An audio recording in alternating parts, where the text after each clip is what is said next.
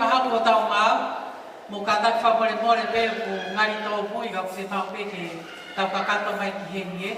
Ko kore whamore more ki he ki mua pe tau taritari ai ongo mea mari mo na kau whanonga.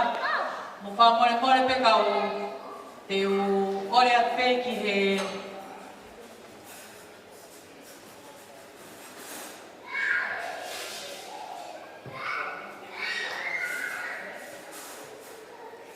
te kore te no poi mai he te pire mo ai. Ko kore whamore more an ki he ongo whahu o ongo mea mari. Mo kataki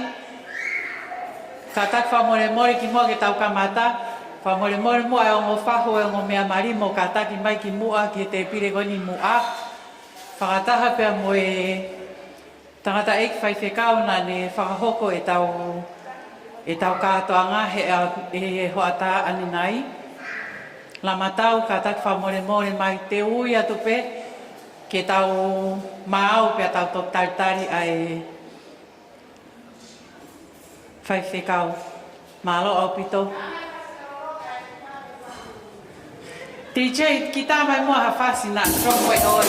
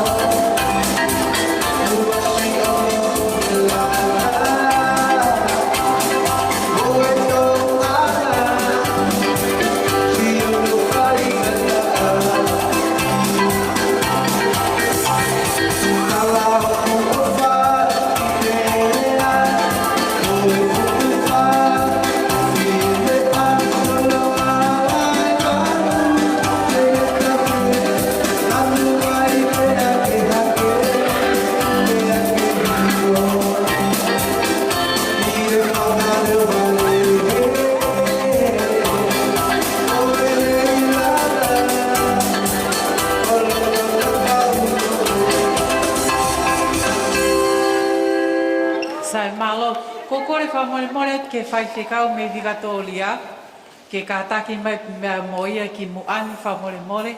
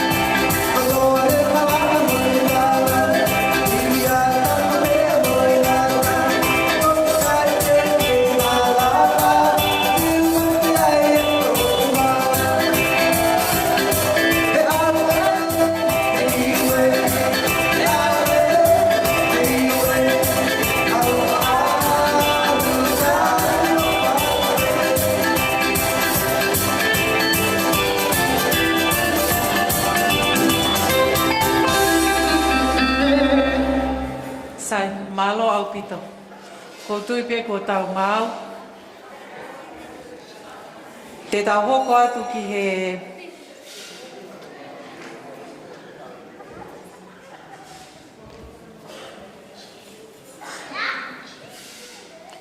DJ, katak whamore more tāpegi foi whasnau no ka urak alosio ke whanau po tu ka we.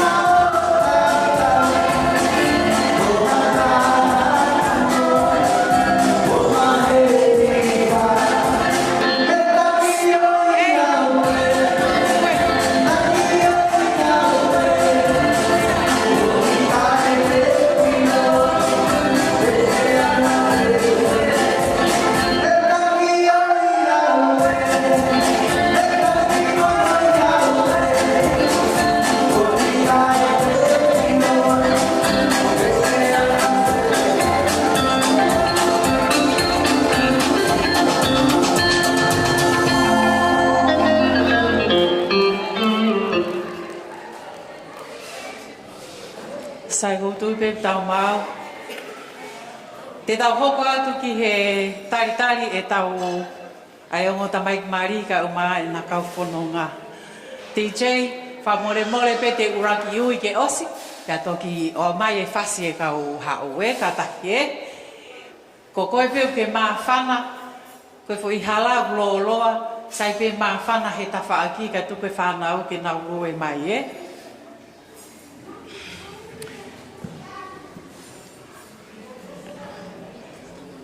Te ukamata pe, te tau kamata pe pia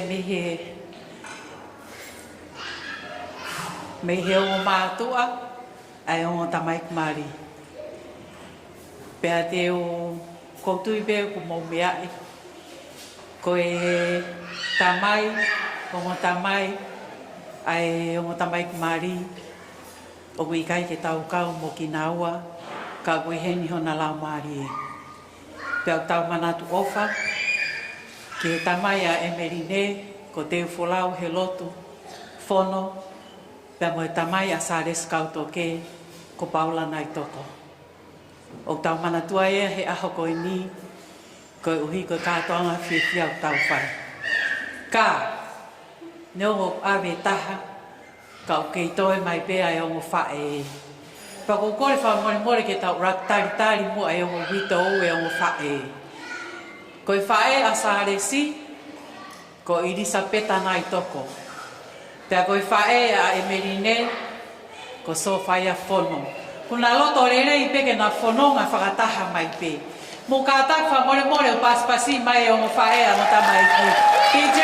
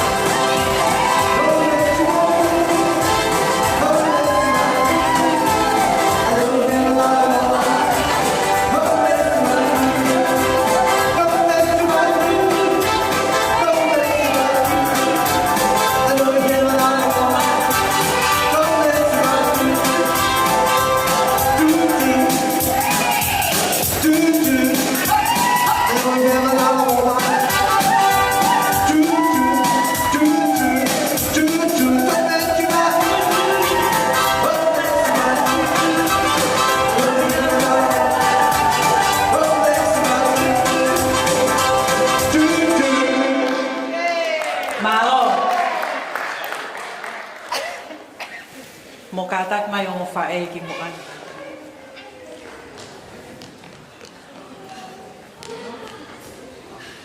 Let's go to the cookie station. Te tau kamata mi rak hoa. I apologize, I think, or I sound better talking in Tongan. But we will start with the bridal party, as I have introduced both the mothers of the newlyweds.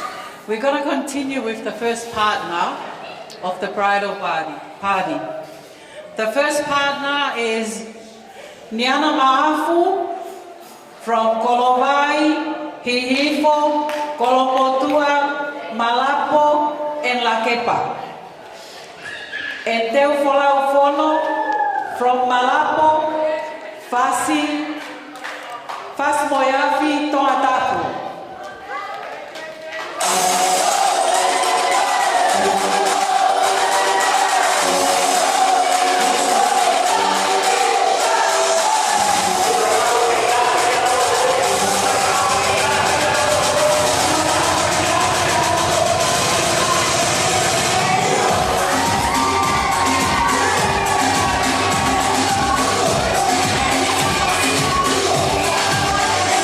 Yeah.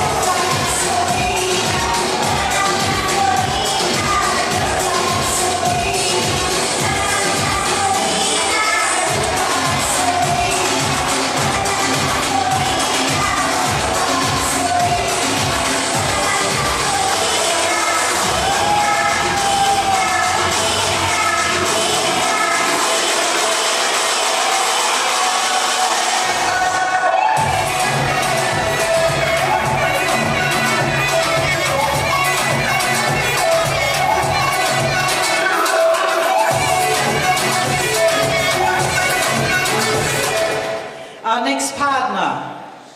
Lita Saakopo from Ha'atou, Ha'apai, Niuafo'ou. Wait. And Wesley Tuuta from Hofoa.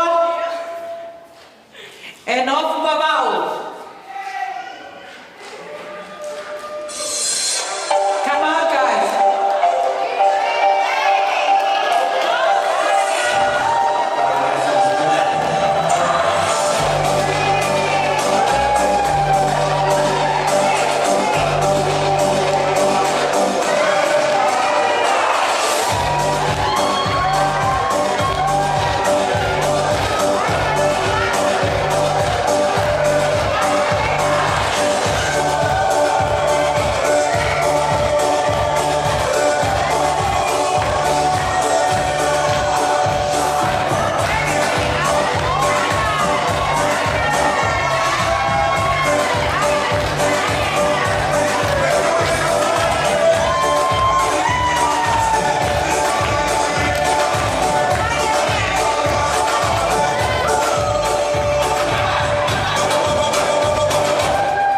Okay. Can I ask the next partner? You should be out here while I call your names. Our third partners are Eleni Ma'afu from Hihifo City, Folaha, Kolomotua, and also William Kahotaufa from Neiafu, Fuhamisi, and Kaberi Mama'u.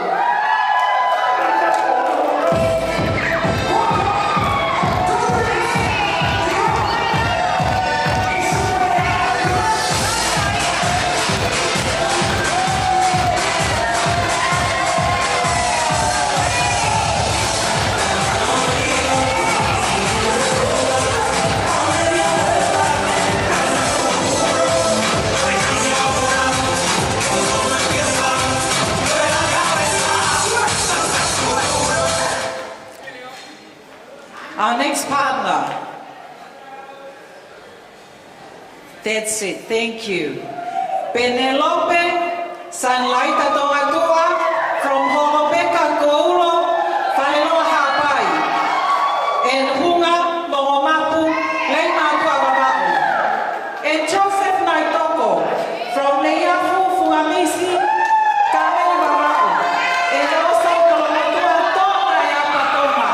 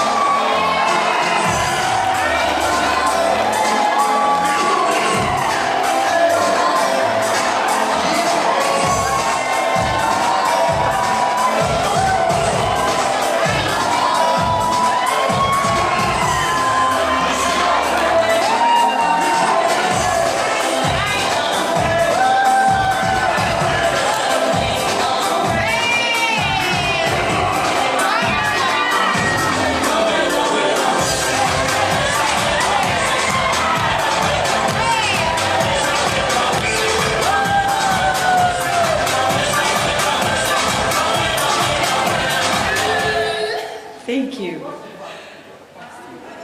Okay, the last partner is our maid of honor and our best man. Wait for it. So their names are Lina Wilamila Vaitohi from Koulo Ha'apai, Holonga Babau, and Puketonga Tapu. And the best man's name is Williami Naitoko from Neiafu Fuamisi, Kameli Babau, and Kolomotua Tonga Tapu.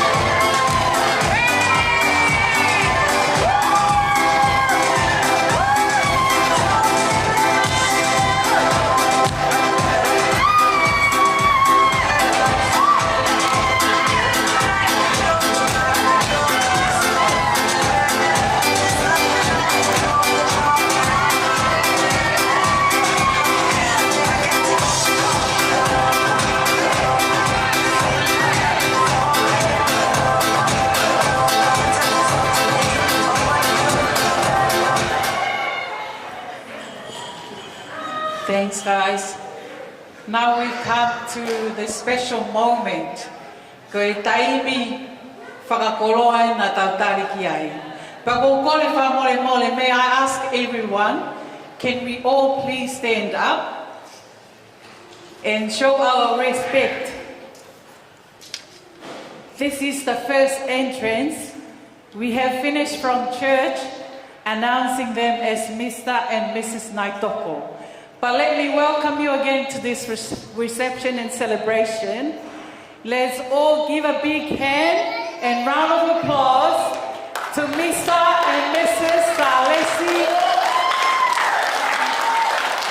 Kautoke Naitoko.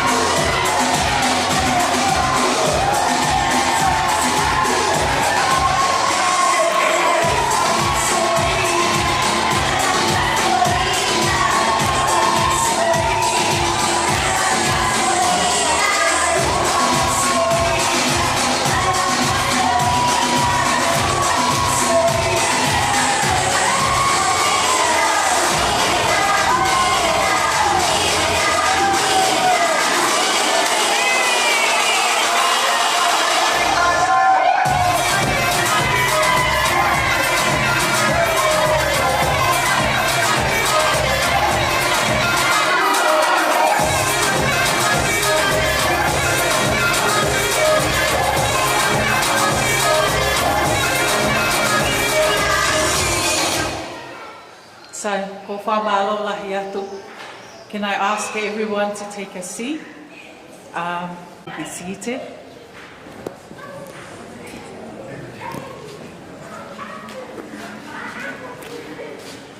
Ki mo patau kamata. Malo.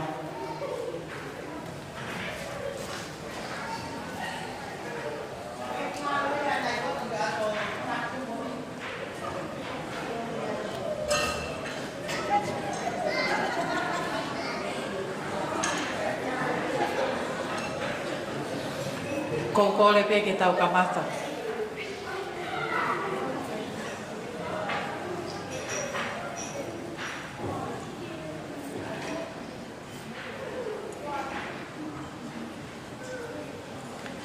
Tapu ki a whio e o tuai i tau o tonga. Whatap ki whanau mo makapuna hou eiki. Pehe whoke e tala whatap. Kia tapa kau mākau atoa, pia moha tau hi whanua.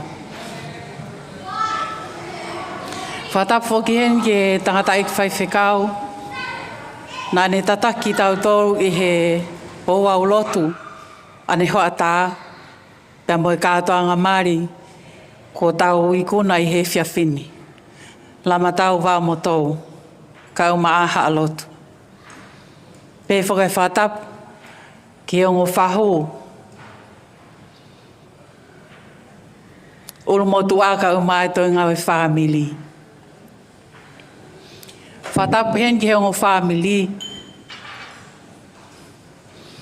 ngahi kau ngā mea, ka umai ngahi maheni ko toa pē o tau kau i he whiawhini. Tuku mua ke whatap ma kehe, ki ongo mātu au hānaua e whiawhkoi ni. Salesi Kautoke, pia mo Emeline Naitoko. Pia ko kore whamore more, ke whamalu atu i he tala whatapu, pia mo e tala whatapu kakato o e lotu, pia mo e whonua. Kai ata mua ki a te au o whaikitua, ke whakakato ai whatongia koe ni.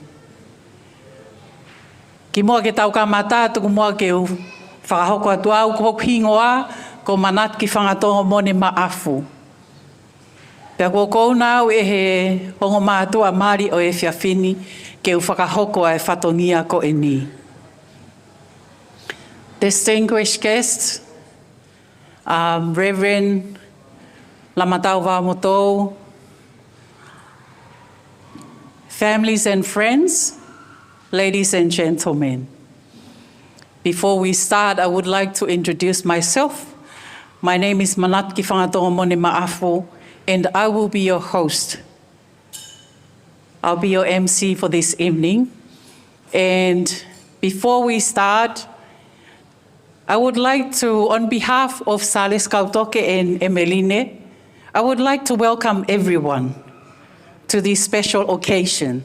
And I do apologize if anyone wonders why I am here, but I want to tell a short story before we continue.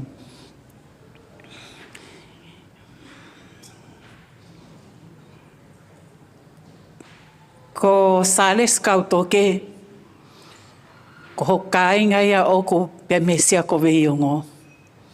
Pena iai e fiafi, na ku whakawhi i ki nao tolu, bo mai ke tau o whakai fiafi.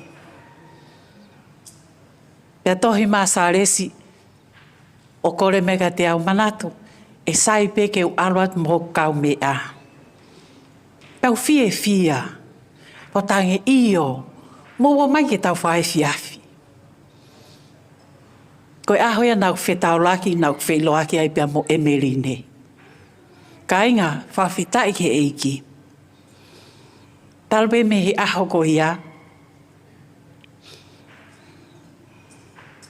E wakai ke he kaunanga koe ni. Mahino pe hono ulunganga. Koe ki kaunanga o whake he otua. Pea ko he whiawhini ko kore whamore more atu. Ka pau ko he whatongia koe ni ko whatongia a au. Pa ko kore whamore more atu. Ka koe tau me he aho ko ia. Pea mo e ku hoko aku. Koe ki tokoni pe, koe tau kete.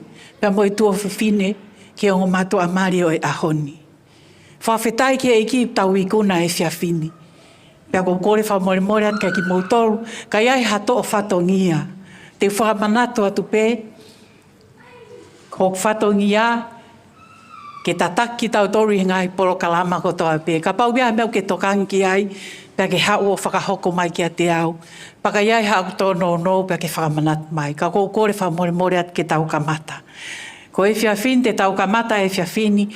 Te ukore pe ki he whakafofonga o e tamai a Emeline, ke whaiwhekau me i Vikatoria, ki a isoa. Kene kamata mua e lotu kamata o e whiawhini, hiri ko iapa tau toki hoko atu, ko e pe malo.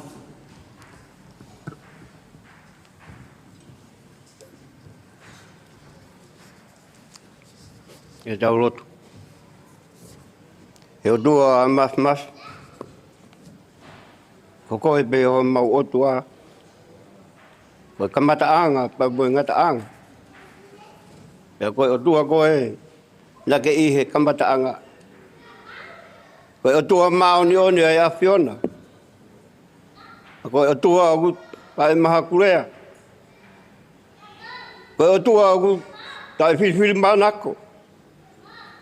Koe o tua ogu ofa. Koe he houa whakakoloa ki he mau mo ui he whiawhi koeni. Ui ha koe mau kaui. E ngahi whatongia whakaosi o e whiawhi koeni. Kau whiawhia e mau mo ui. Ke mau kamata ki e lotu whakawhitai. Ui haka ho tauhirerei ko ke whae ma e mau mo ui. Pea ku haia he hoa ku mau mao e mo ui. Pea ku mau whiawhia i ke whakawhitai. Malo ho wha, malo ho tauhi. Ui kai totongi tuha si e mau ngau e o ku mau whai. Kai whakawhitai he ku mau ilo koe otua ofa. Pau na i kai kau mai e a Fiona. E he ngau e koe ni o ku mau whai. Kai te mau ilo pe hoko. Pe kai. Ka ku whakahoko he a Fiona. A koe ai ku mau whiawhia he whiawhi koe ni. Malo pe otua ho wha, malo ho tauhi. Ha e hoa ku maru pe a ho eki. Ha o pea mahamata pure. Malo whakalau maari e pe whaiwhikau. Kau maa si ha whaiwhikau. Mau hanga tu o tua whamore kai kaua e a Fiona. Te o tamai o iki pa mo ngahi whatongia. Kau kore pe ke kaua e lau maria e a Fiona. Ta kōni pa ke kau ia te ia siene ngahi ngau ko tō pe. Uia ko whakalangirangi i bea e a Fiona. Tua mau hanga tu katikoe, uia ko mau whakatahataha he whiawhi koe. Uia ko whakaosio e maari koe. Mau ilo nei kau mai e a Fiona. Ak mau tolu ko tō pe o tua u mau kau whakataha he whiawhi koe. Mau lotu atu kau ai lau maari e a Fiona. Wahaha i kuna e whiawhi. Hono ngahi whatongia, mau kore ke kau ai lau maari e a Fiona. Toko ni mai o tua pa, whakakakato mai ai lotu o mau whai. Wapa beho alo kako sisu klaisi kako mau wha moi. Amen. Whamalola he whai whikau he lava lotu e whiawhini. Ki mua pe tau hoko atu, ko kore mua ki he onga tamaiki, te ukore peke DJ ke ne tāma ki whasi, ko hinga ka tau hoko atu ki he o wau e nā keke. Pa ko kore whamore atu ko uhi ko e taimi, o giai pe taimi e tau nā ngari mā uloloa, ka giai pe taimi ai whare ki he mea toko ni, kai tu ke tau hoko atu pe ki he tau polo kalama. DJ ka tak pe mua kai tāma ki whasi, kai te uteu e onga tamaiki ki he nā keke mālo au pito.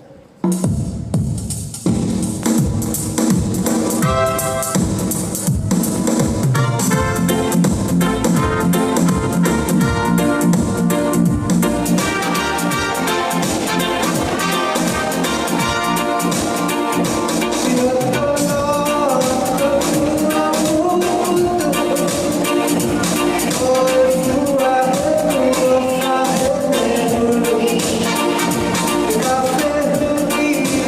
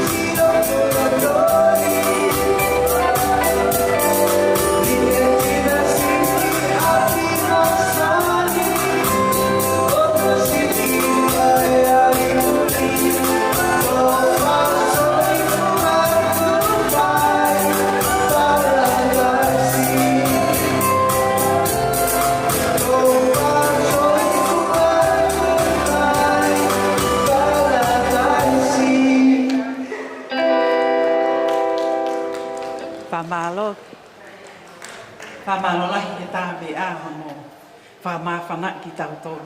Mō kātaki o ngā pētāi whasi, ke māu e tau ai ka tau kau ngāwe I heni. Te ukore ki he o mō tamaiki, ke tofi e nā keke, o skia pia nā hoko at ke nā first taste mo tātai.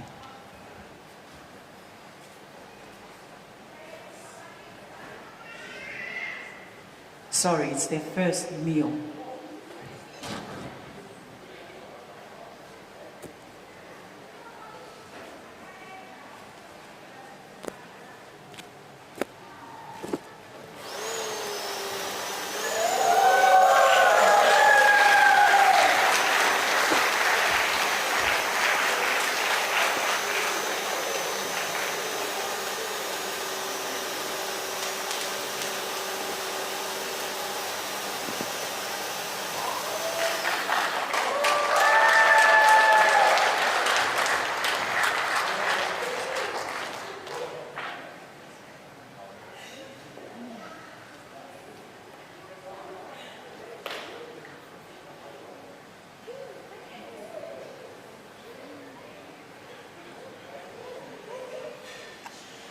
Aloai hapai, pas pai.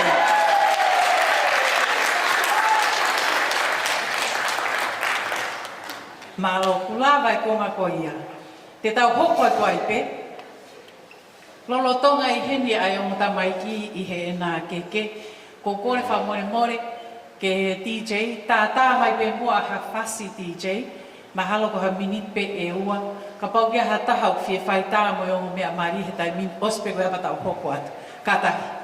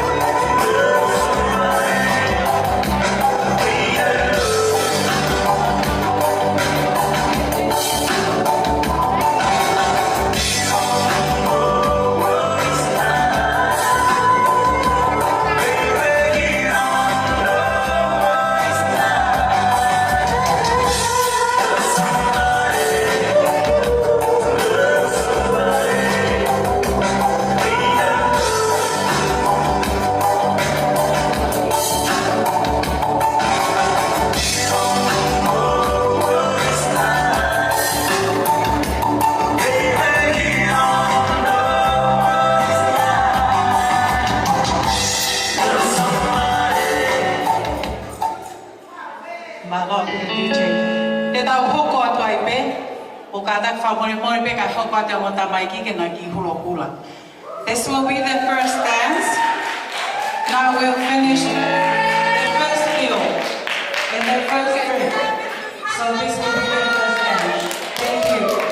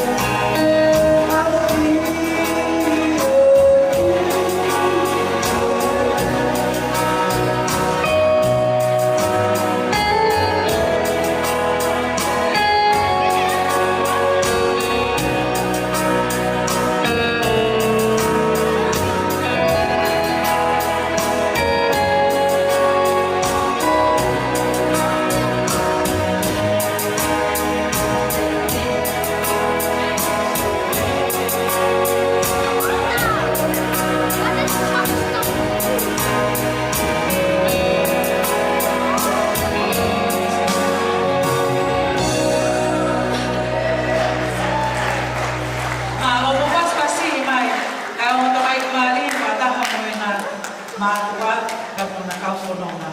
Malo ang ito. Kita hoko at kipolo kalama hoko. Noloto ay tagtari kemi ato koni.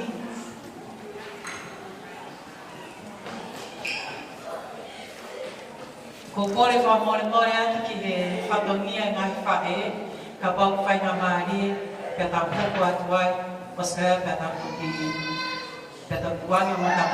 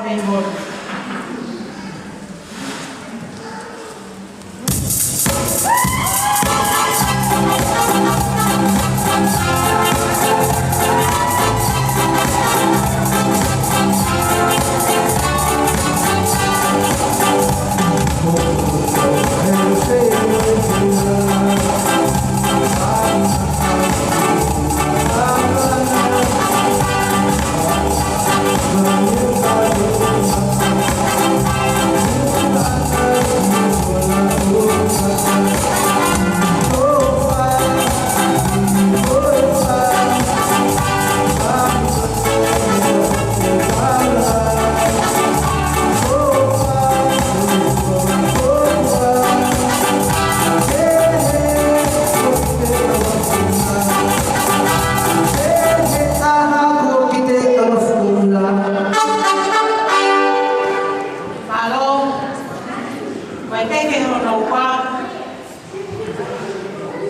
Koe kei ia ani tanga o Emeline.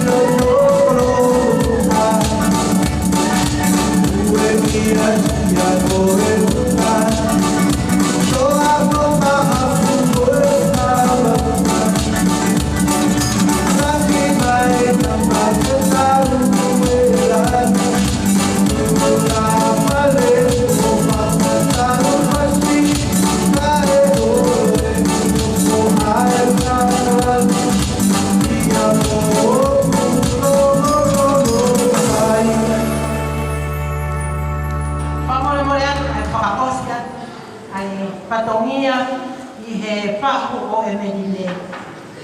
Hoku tukanga o Ekeke, mono ufi ufi, o aru koto te moia e whahu o Emeline.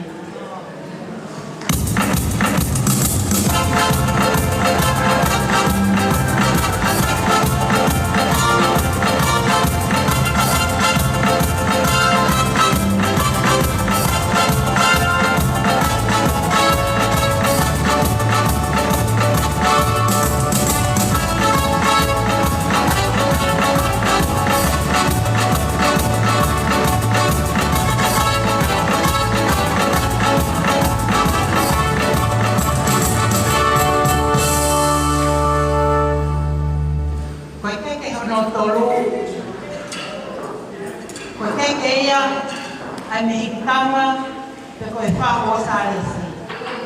Whamore more atu e tō whakakakato atu ai kotoa o e whatongia koe ni.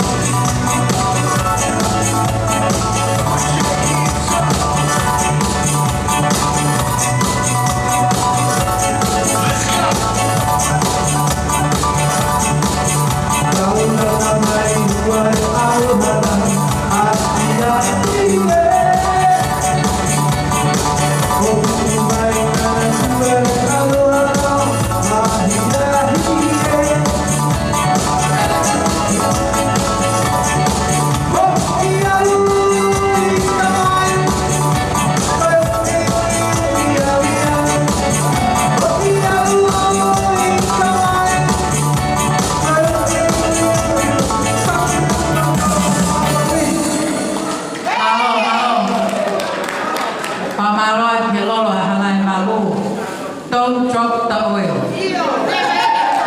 Ke sio kia ia hapa. Mo tokanga pena mau oho tola. Kata te tau hokwa. Te tau ki tai ni pe o nyaro ni ato koni. Kai he tai ni kokoya te basement. Pea mo e made of honor. O kia i homo whātongia.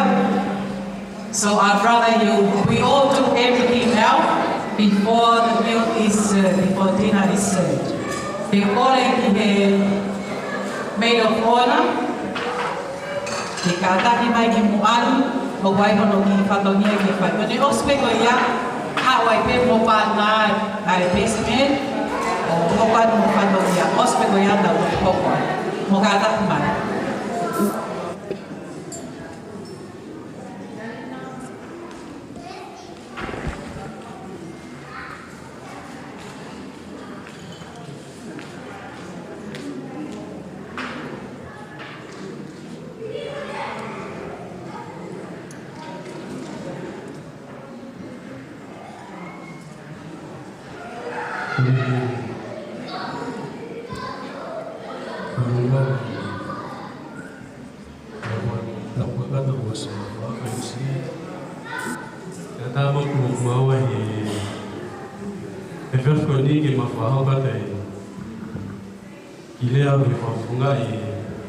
Basement e hoki ki mero ona i te tawhini.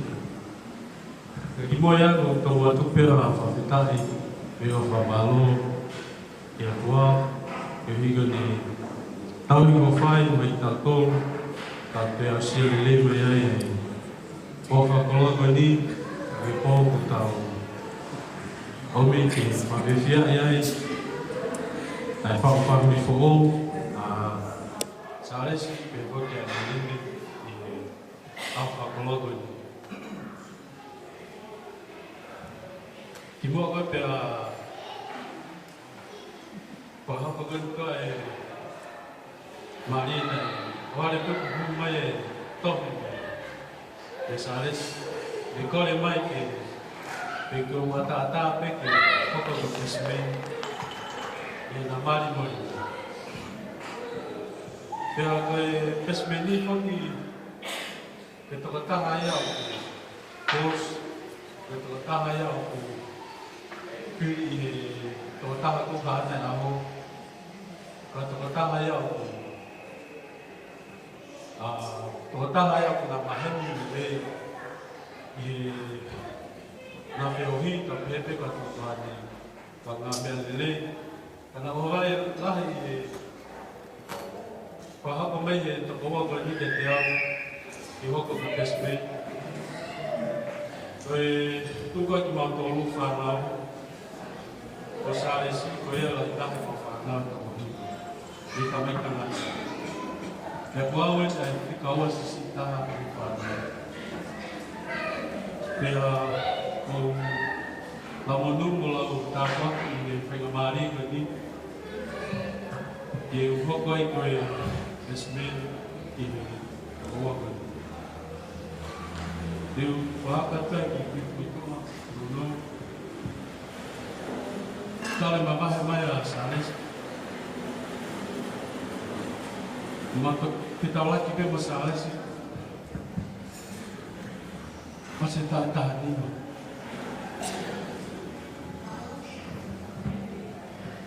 Masih tak tahan ni. Kau ni.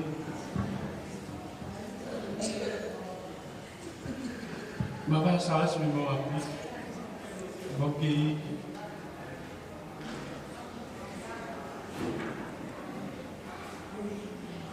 tekanlah ya api, yang aku siap membantu, yang kita membantu, karena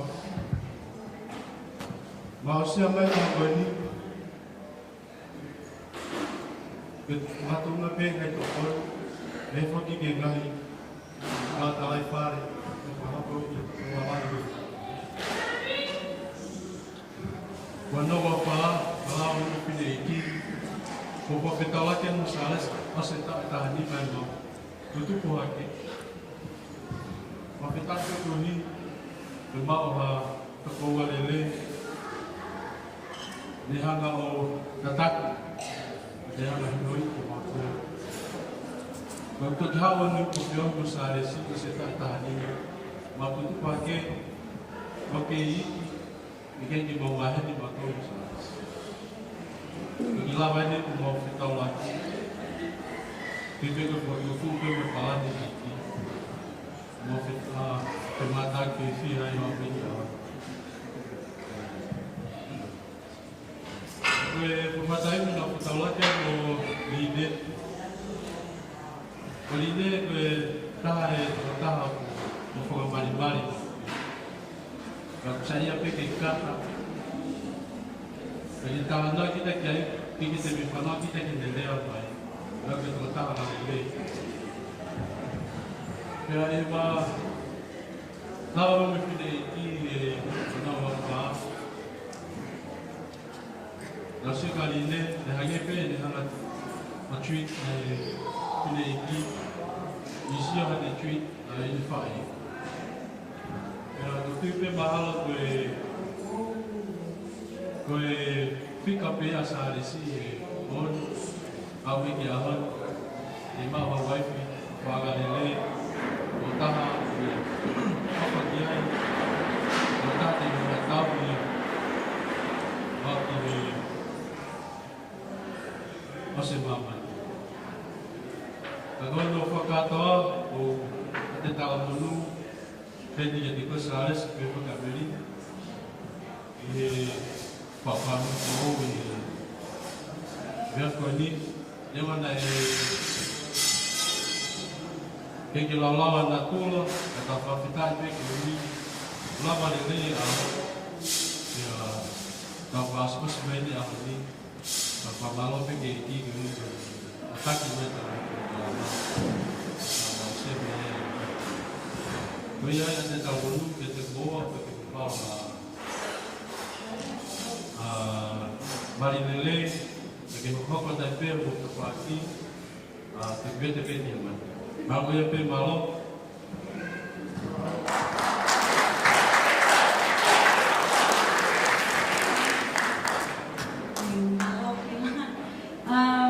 For those of you who don't know me, my name is Nina. Koe kasinya wa Line. She asked me to be her maid of honor, so I flew down from America to be her maid of honor. I appreciate being here. I'm grateful, and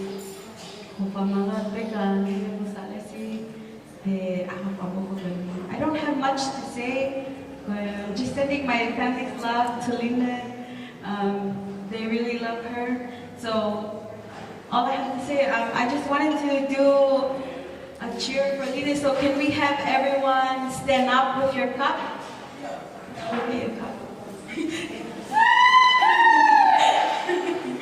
Can we have the bride and everyone in the front stand up, please?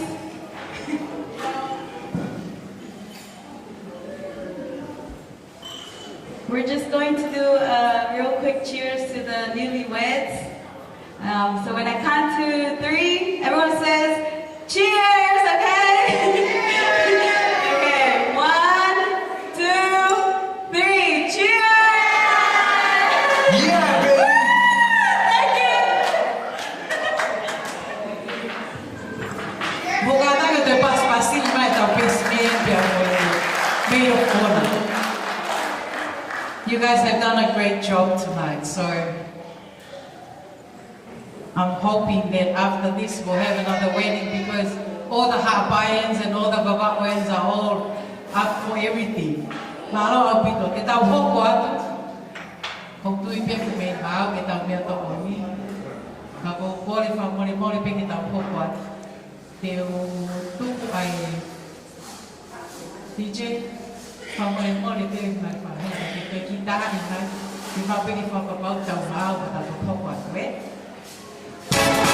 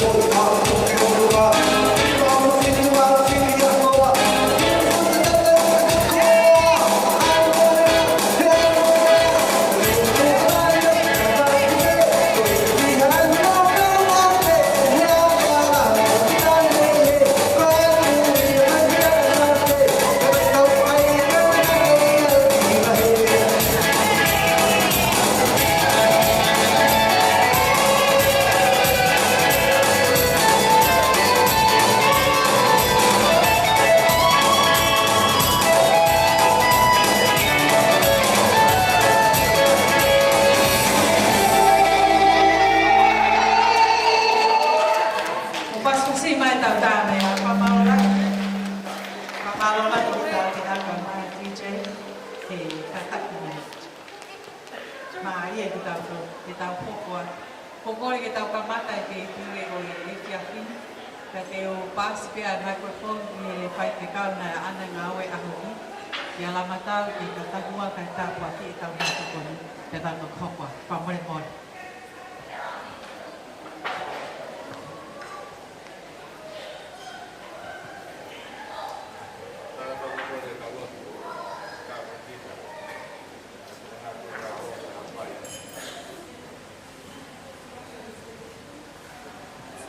Koe ke hapai ai aho pa mono lang ki raua.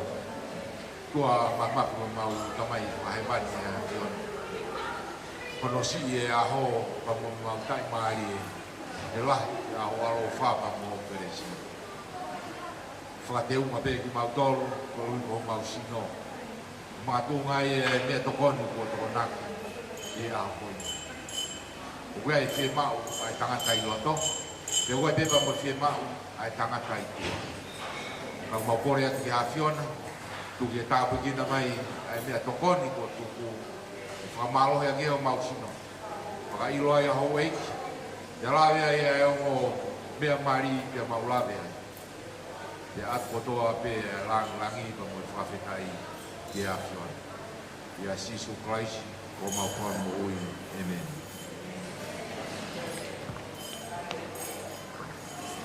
Whamalolahi ki e kātai whewhekau i e kamata e te pire o e whiawhini. Ko tui peku mō mea e mai koe tau mea tokoni i hok whaha e mata o. Pe te o kole peki e tāpe DJ e kamata e tau mō kātaki pe te tau koe whaha i kamata pe me whaha i ko e. Mō kātaki pe o takai hake whaha i koe ka te kole ke whanau. Ka taki pe DJ o tā mai ha pasi. Ka e kore ke whanau ke whakaaro mai e mea tokoni ki olu mai. Ka taki whamore more. Mō ka taki, te pira koni e whahai, kono whahai mata o. Te mō ka mata ki mō tōru, mō kiope ke alu koe ai te pire. Hao ai pe mō whahai koe mō takai mai ka taki e. Kore pe ke DJ ke tā mai ai haki whasi. Malo. Oh,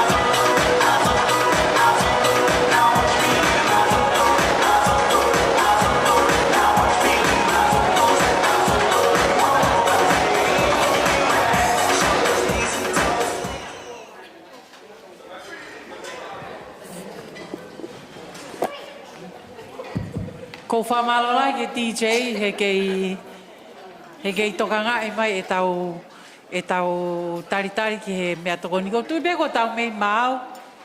Hapai, mau kei tari at peke mo mau e. Te tau ki mua pe ai tau hoka ke programa hoko ko whaampe ki whakaongo atuenu.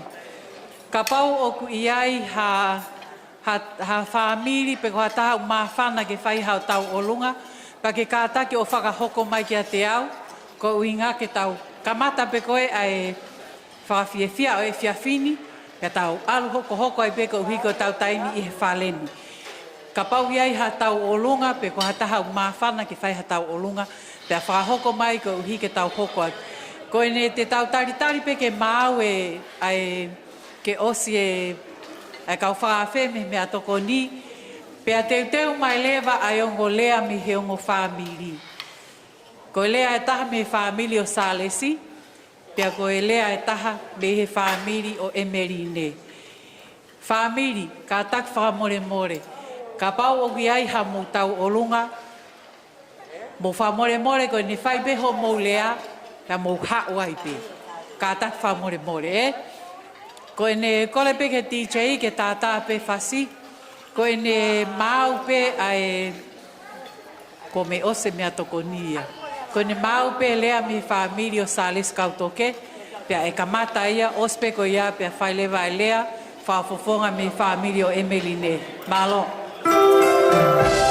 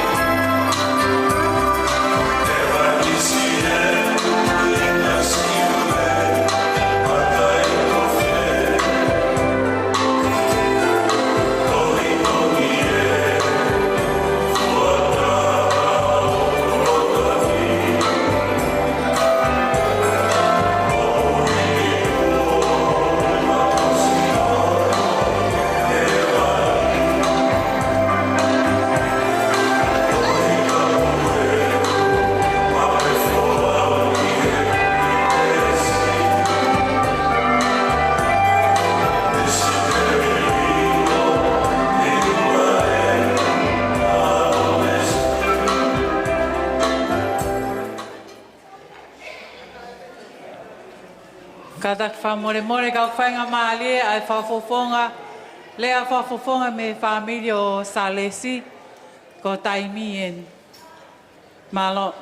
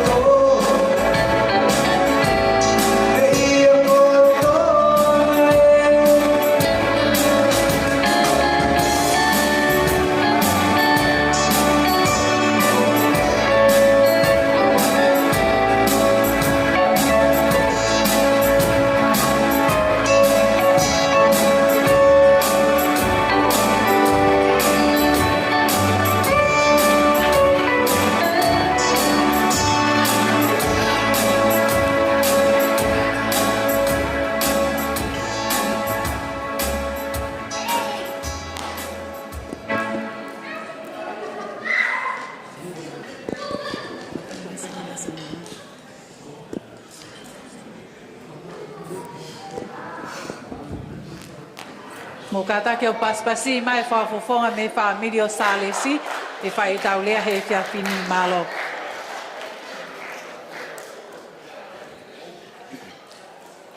Malo au pita o manatu. Kole pe ke u hufanga i he tala malu e whanua. Kai tuku mua e ki whainga mali e ko ni maaku ke whai aha whafofonga. Ko tu e aho ni ko whafofonga pe. Hange ku mo sio mai, pe mo mea i mai, ko toe pe a whanau. Ko osi atu ai kakai na whai ki ai ai whalala ho mau ki whamiri. Ko ki mau tolu pe eni. Pe neongo pe koe haa ai mau whafotunga, ka hei kai ke li ake whatongia ia.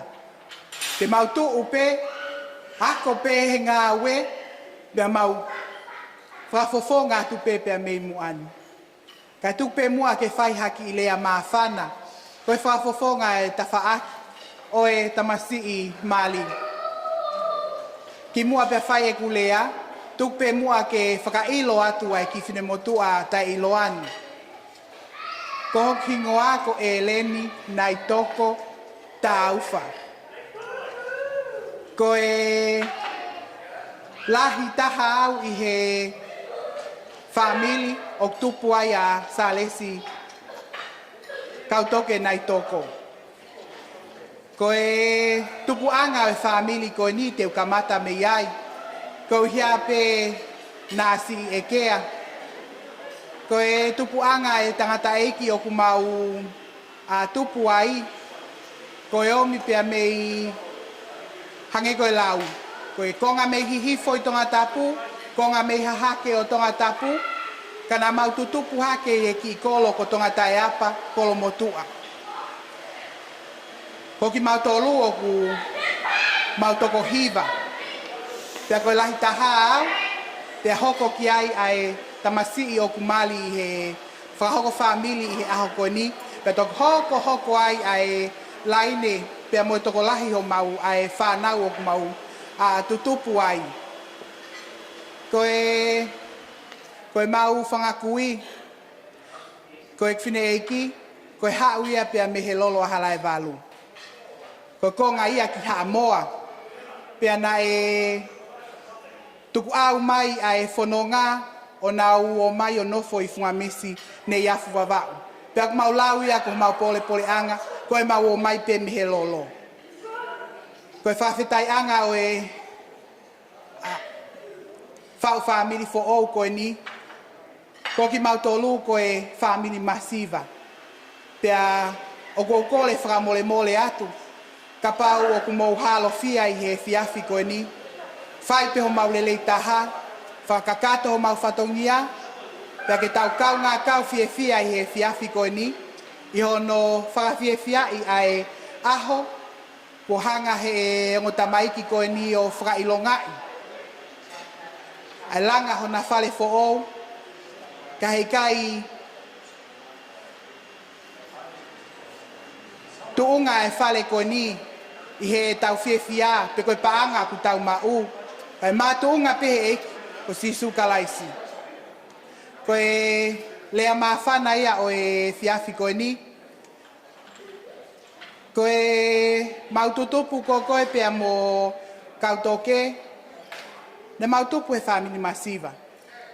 Koe mau masiva aini ne mau movete mai ai ki mulini, o kumi ha whainga maalie, kumi e mau mo ui ai. Pea koe tala loto mo ui, whawhia koe tau ene ngo full tupu, koe tok se mata aken pea mo tunga ane koe ni. Pea ne ongo e ku masiva, ka o ku kau waha mai peho mau family, koe mau o mai o tuu whakataha pea mo koe kau toke, i he aho koen. Ke mau pou, pa ke mau whakapapau i atu. Te mau whanonga pea mo koe, pa he taini tatau, ke ilo i o ku mau tali lelei a line ki ho tau ki family. Line, ka taki ka eha aho te ke whie ka ia ai. Alu pe koe ia ka sofaya ko whae o kai ke whiu ai. Ka koe ni ko tala atu e whai pe ho mau lelei taha, o no tauhi, pea mo whafofonga atu e mau ofa, mo tala atu he aho kotoa ki a te koe. Mau monu ia he mau hatahine anga lelei. Te ki ai ke tau mahe ni, ko osi umahe ho ofa a koe ka ki mau tolu. Mau ongo i mau peho ofa he wike kotoa pe. Taimi o kutala noa ia kau toke, o kune whakamahino mau peka ki mau tolu, ko line en koe ofa ene a line, pa koe ni mau tala atu e aho ni line. Mau monu ia mau hatahine. Tahine whakao fo ofa. Haka ne mo ui he eiko sisu kalaisi, pa kou pehe au line ko tahine talavou koe. Tahine talavou koe o ke mo ui ake a eiki. Pe au ku ke tutupu mo eiki o ke lalaka mo ia. Pa ko ia e fia anga ho mau loto, pa mo mau ki family he fiafi koe ni. O ke ai e ku whamalo atu. Ke taha kotoa pe, ko lava mai he fiafi koe ni. Ke whai aha no whakafiafiai. Ke tau kaunga whakamooni whakataha. Ko whale eni kua langa i he eiki, pe e kaito i ai ha tangata, e kaito i ai ha iwi, te hanga o whamawai, pe te hanga o whawhepakii. Ai whale fo ou koe ni kua tau hanga o whakafiafiai he fiafi koe ni. O atu ai e whakamalo, loto hounga mo oni, pe me i he witou. Kai ke i ai ha koloa, kai ke i ai ha maupaanga, ke mauhanga o whakaha atu aki ai mau fiafia, pe mo mau whakamalo ia, si toko taha kotoa pe, ku ke lava mai he ahon ke tau kau ngā fiafia, ka tupe mua mo mau ki i lotu vai, tupe mua pe mo eiki ko si su kalaisi, ko ia ho tau kano kato ke ne tok whakaau atu, aho no whakakato ai ofa, pe mo honga ia ho mau loto, i he ngāhi poupou, pe mo ngāhi a fei lau lau ko toa pe ko mo fai he fiafi ko ni. Iyo, pe au kia ia o falahi atu ke toko taha kono ko toa pe, whakatawange pe a moe lau mali e maoni oni, kene whaka watu a e mau ofa, pe a kene tataki ki mou tolu he fiafi ko ni, iai ha tau mawai mo ui pe funga ofa e eiki, malo au pito tua ofa atu. Mo ka taka paspasi mai a Ereni, pe a moe lea mawhana whawhawhonga whamiri o Salesi. Ko lolotonga koe ni te tau taritari ki whawhawhonga e whamiri o Emerine. Whai whekau, tupe mua ke uwhaha ki tala noa. Ko whamalola he mo whawhetai he iki he koloa, nā ke whoaki, mai ongo tamaik mari pia maulave kotoa. Pea koe mo oni ai mahu inga, ke ulo e maa he mo ui. Mo whamiri, koe tau toki katoa ngā e ne whakahoko, ai whao e ki whare koe ni. Ka kou whawhetai he o tua, ko osi whakakau a Emerine ia pea mo Saresi, o kuna me mipa ki nā oa he siasue siriana tau a taina o tonga. Ko maa whanau whai whekau, he nei kai pole ia haata. Nana rawang ke lotu, pea eke atu e se tuata, pea talaho na hingoa, pea tāpua ki ia i peki nā oa. Ko tui ko tāpua ki ia, tāpua make he ia o eongo mātua mari, whamiri, tau whawhetai ke iki, he gai te tautoi hela ki tautoi he lotu. Mo mana tu i ka pau e lotu i kita hata, he kai ta tau e mo te lotu pe a kita ki a kita. Pea koe ki whamiria, pea moi... Koe ki whamiria o tau kau he poupou, ki hono langa fo ou he whiawhini. Whawhetai ke iki ko o stutu e maa he loto whare, o Saresi pea mo Emerine, ki mua pea tau toki, pea tau to kau whakatahe e whiawhini. TJ, ko kore whamore at katak mua. Iyo, ko tui peko whawhawhonga ini e whamiri o Emerine, mo katako paspasi i mai e lea whamiri o Emerine.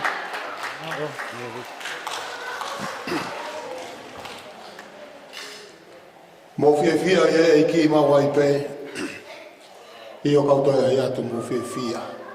Whewhege tau whaka paspasi pa mai e ki. Ko kore ke whatapu ki e tonu taha i o tua. O kune a whio i ho tau rotoroto ngā.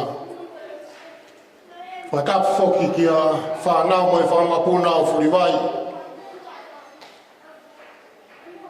Whatapu ki a kau atoa. Langiawa mo e whare matapure. E ko kore ke whamanumaro atu. I he tala a apa ne kamata aki e katoa ngai ahoni. Kaya tā mo ki motua tuani. Ki utala ngo fua ki whekau ko whekau i a kiau he whiawhi koini. Whawhetai lahi a peto i a tua mafi. Ko toloi mo wheunu e tau mahi mou i o tau au sia e aho whawhi e fia. Aho ko tau katoa ngā. Ai whamiri na e wā hoko peo taha. Hake koe nai mea ki ai e taula i ki e ah koe. Koe aho nia, koe aho ia. E ngahi wakalalahi. Ka kai oku iloa i he hao whanga. Ka kai lotu. Ka kai kuna wanga, whaiva o rea. Ka unofo whawhehu. Te koe hae makatuunga e kutuku i he hao whanga koeni. Ka kou whawhetai lahi a pito ki o tua mafi. Ka hui koe whekau ke utongia e whatongia o e whiawhini. E whetu tāki mai e whae e koe a Emerine ke u hao ki he kātoa ngā. Ko whanonga mai hala e tuko ngā oe. Ya whakahoko anga ki ai te u toki alu atu ke watu ki ta whailo aki. Ko hana uhinga e kutolahi pe ka inga pe me wano ko nuka. Na whamore more pe MC ko whanonga ko rea e poni ko rea pe ia e ua. Ta whaki pe a sare si ko ta whaki a emerine. Ka ko hui e kui heini a si whangata mai pa koe whamiri i ta whaki koe a tamai a emerine. Ya ko kore whamore more atu. E anga whewhe tō whatongia e whiawhini. Ko hi ko ta whaaki koe a tamai a emerine. Ya ko hu whanga atu he lotu. Na kua watu ki he loto whare o emerine he whiawtusi te. Pato whelo aki ta moene whae. Ka nā ku whaki ange rea koe ni. Nā whampe ke wau mai. He ku tokolahi peho ta kā i ngā ka kou hi koe whakatupa ke. O i kātoanga koe ni. Koe kātoanga te tau whai. Koe kātoanga masiva. Ka tau whawhetaki.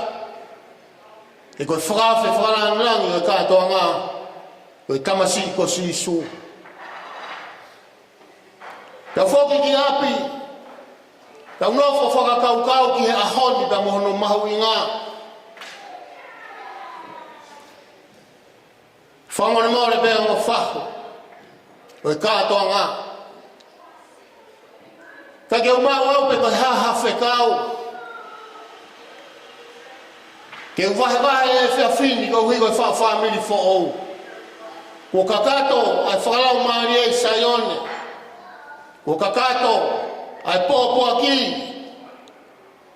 I rea urua ki o e whiawhini. Tēnā e omi ki a teo e whakakaukau. Tuku pe mua e merine ke urea he fo i rea. Nā e uhinga i hono whakahingoa koe. Nā e uhinga i hono whahingoa koe ko e merine. E ko tui lahi ko kina utolu na hanga whakahingoa koe na i ai pe hono uhinga. Ka kia toa e ke au ke whae e. E ko hae uhinga na e ui ai a emerine ko emerine.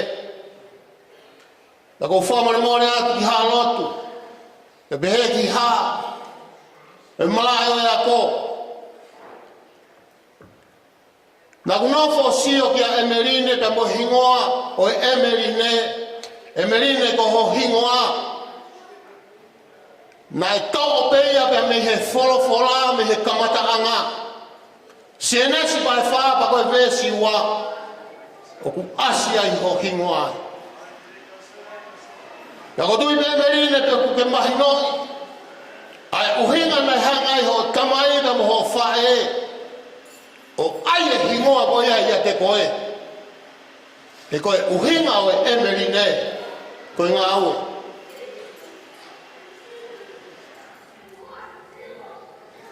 Koe uhinga ia ho hingoa koe ngā aue. E koe ngā aue mālohi, pa koe tangata tō. Ia kou tui, koe pōni. Ka pauna kai ke mahino i ho hingoa. Mahino peku ke lawei. Nai whakahingoa koe ki he toko taha o e whamiri. Pe koe mehe ki tanga, pe koe whae. O whamanatu ki a te koe he whiawhini. Koe uhinga ia ho hingoa. Koe ngā aue. Na whawhehui ai merine he whiawtusi te, merine. O wea wholofola puke ia te koe ho whanonga. Tano mai e merine ka te au io. O kui ai ki wholofola ko tōtoko mau pēi ha wheitu ko wāri wai. Koe whakahawa e tolu me si wanoa.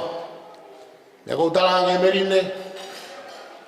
Tō e wholofola ko ia ko humo ui angai. E merine ko hanga o whae. O kouna au ke wahe. Ke utuku i he tuunga koe whae he whiawhini. O tui koe kia mea e pūri kia te koe. Ho tau tupu anga. Ka whawhehu i e masiwa. Tau takimua pēai. Ka whehu i e whakao whaa ka whamiri whaau ki tau tō. Ke maua koloa tu hamea ai mau i koe ni. Kai whawheta. Dai ave ki tau tō ki helo tū. Koia pe koloa maka ki ngā e meri. Wo kai whini ki tangata whaofa. Tangata ai au koloa ia. Tangata mahuinga ia he whaamiri. Pa o whawheta i lahi e o tua. Sa lesi. Koina e o whini. Ko whini. Ke mui a te koe. O hanga peko mua ke rea e whini. Ka ia tainu tono no wai o whini koe ni. Manatu i hono hingoa. Koe ngā aue o ne whai. Koe mui pe ia sisu. O whawhetai lahi ai ke o tua. O whalahi atu e whaamene sāresi. Whamaro atu. I hono taritari le re o whiwhini oi. Neo o more atu e tamai. E merine. O ke iongo mai me hono le o. Kai hamea te ke whai he mau i koe ni. Ngawe ake o si kotoa hoi vi. Ho ata mai na muhala maari. Ake kotoa beke si su. Koia bene hoko atu ai whonu ngā.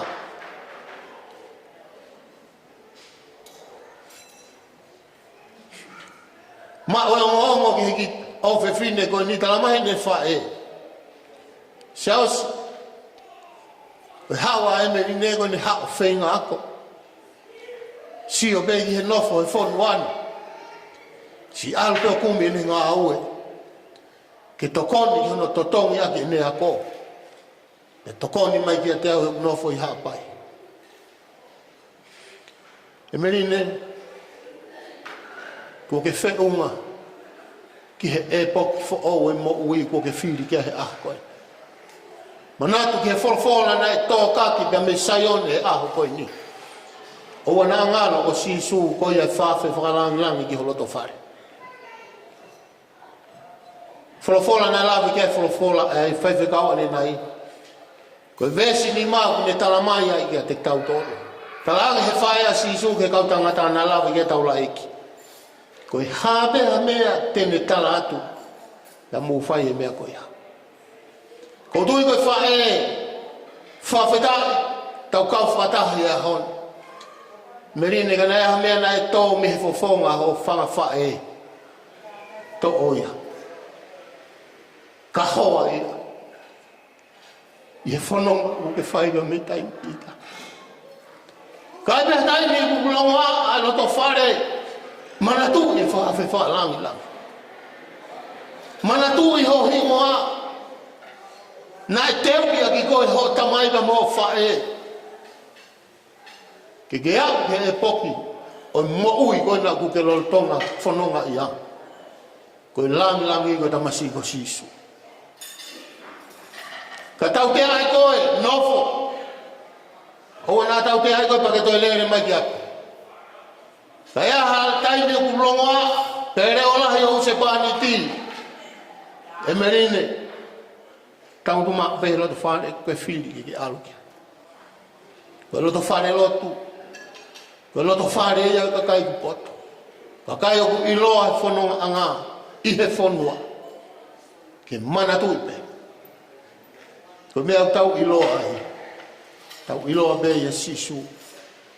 La boleh ya ko fa yo fala ya tu ke o fa hu sare so fala ya tu ke te ko malo ho fili aki loto fare masiva ko ni hoko ya ko fi te ma tolo fononga e ka o fala ya tu ke taula iki ta mo ko fola ko ni ma monu ia ni ta po ki a honi si o fala ya ke o family fa to was te ka te na tolo ko be mamata mai ata ba mo rea Whao sia ke kurea.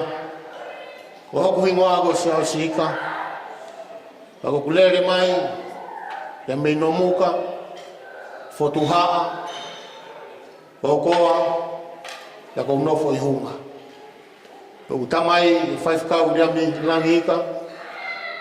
Kone malo. Tamo fa e o fea mo lot.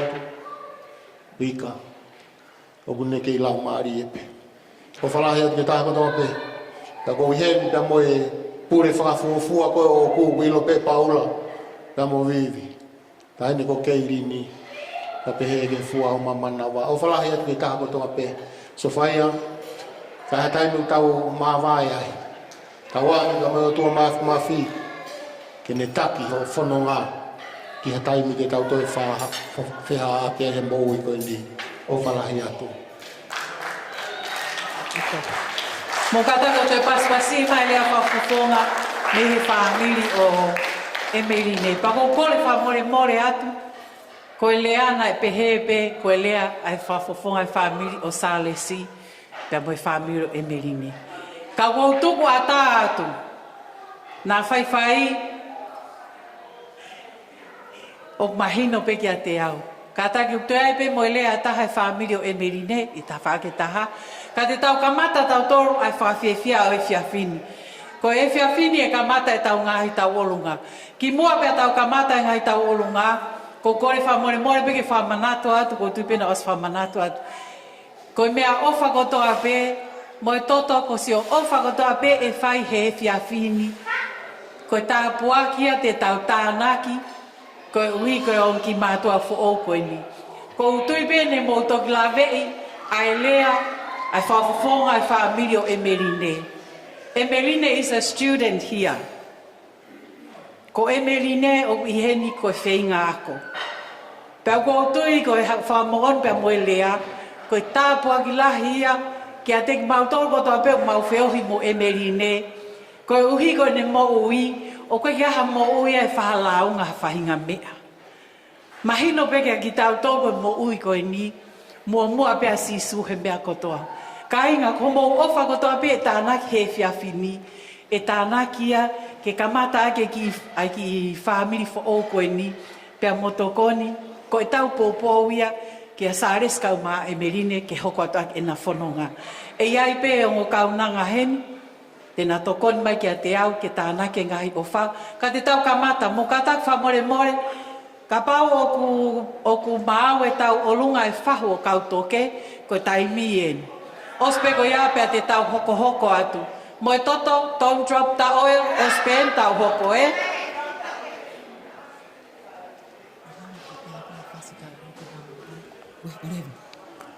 Mo katak whamore ka tau olunga, ko ne whai pelea o mai homo whasi ke DJ, ko uhinga ke ne taha eia. Ka e wawe pe ko uhinga ko e tau taimi e, whamore mai e whasi ki mua pia tau hoko atu. Katai ko e whahu eno kautoke, ko taimi en malo.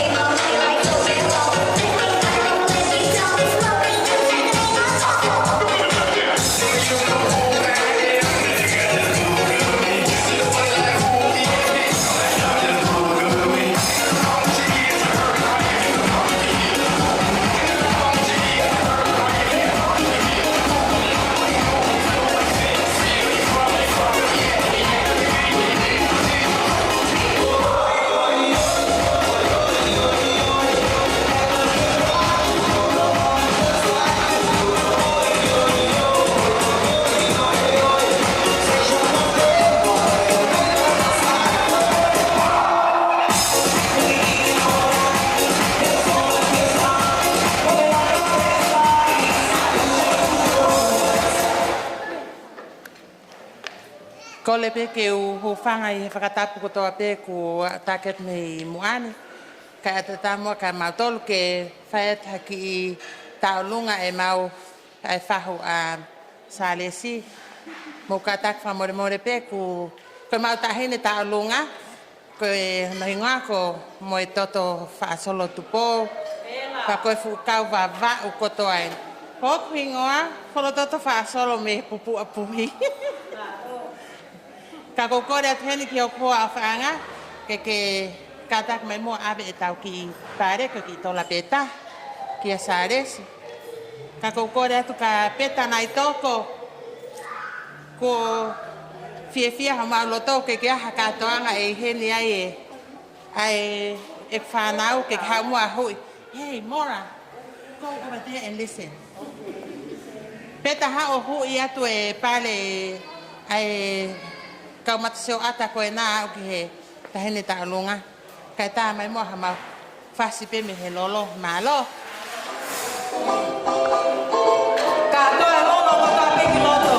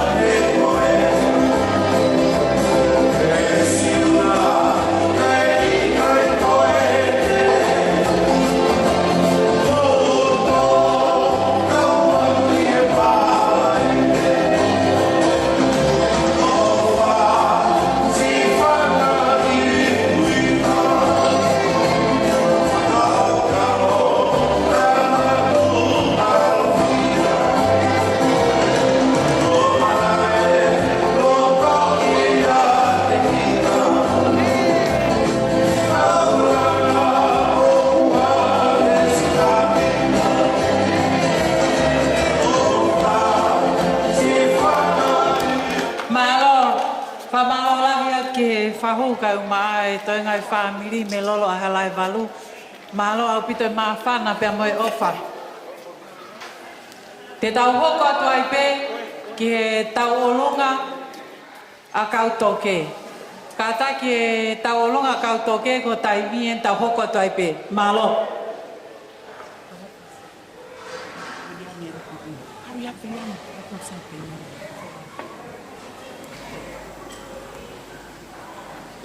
Io. Kole peke o toi hufanga pe he talawhakatapu. Kai tu peke whafofonga atu ai mau fiefia. Pea mo e mau ofa ki he ongo mea mali o e aho koe ni. Kau toke pea moline. Koe aho ia koe ni. I kai ke iai ha mea iai whakatataua aki. Ho mo whaatokoni, ho mo whaofa. Mo whaatu whaataha mau pe mo ki mau tolu. Taimina mau fie ma wai ho mo tokoni. Taimina mau fie ma wai ho mo poupou. Pea koe aho ia koe ni. Koe ki i tola pe ia e taha. Koe mau fotu pe aki mau tolu. koe mau ofa ke te moua. Koe tālunga e aha koe ni, whafofonga katoa ia pia me he whanga ki toko ua, kai uma aho whanga tu whawhine, o ku ikai ke nau lava mai pia me he whakatonga, kako ki mau tolu pēni. Whaiha ki whakameite muha whakawhiawhia ke te moua, whailonga ia ki pēa e aho koe ni. Ko ia au ku ia e mau whiawhia, pēa toki komi aki pēha ki kāti le lue a tahine ko line ke alu atu aki ki he ako. Ko mau pe ai hiva, ka tak whamole mole pēa tā imai. Malo.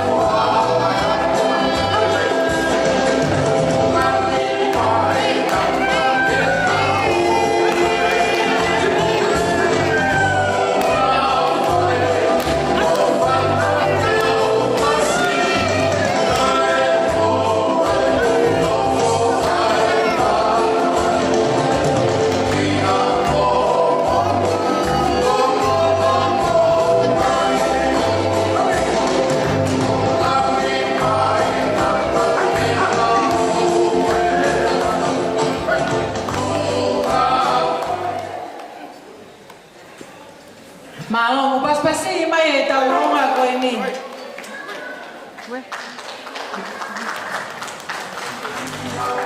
Wait, sorry.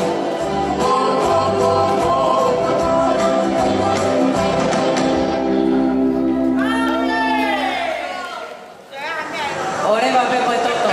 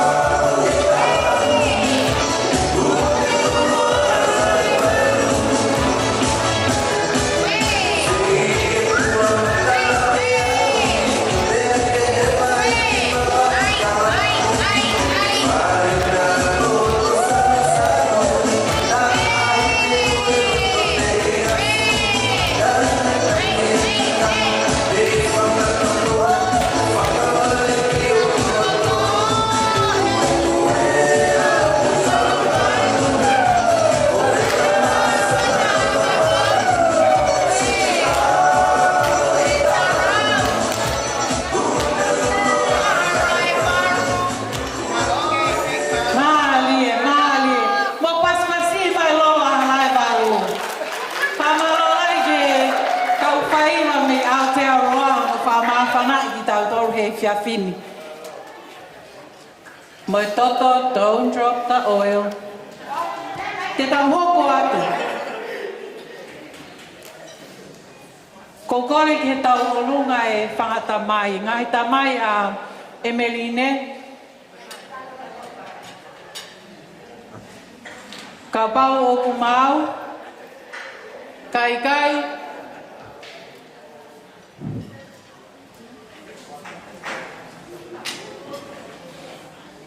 Mo kātaki mai, whātaha pepa mo e whasi. Whangata mai a Emeline ko mo taini eni, kātaki.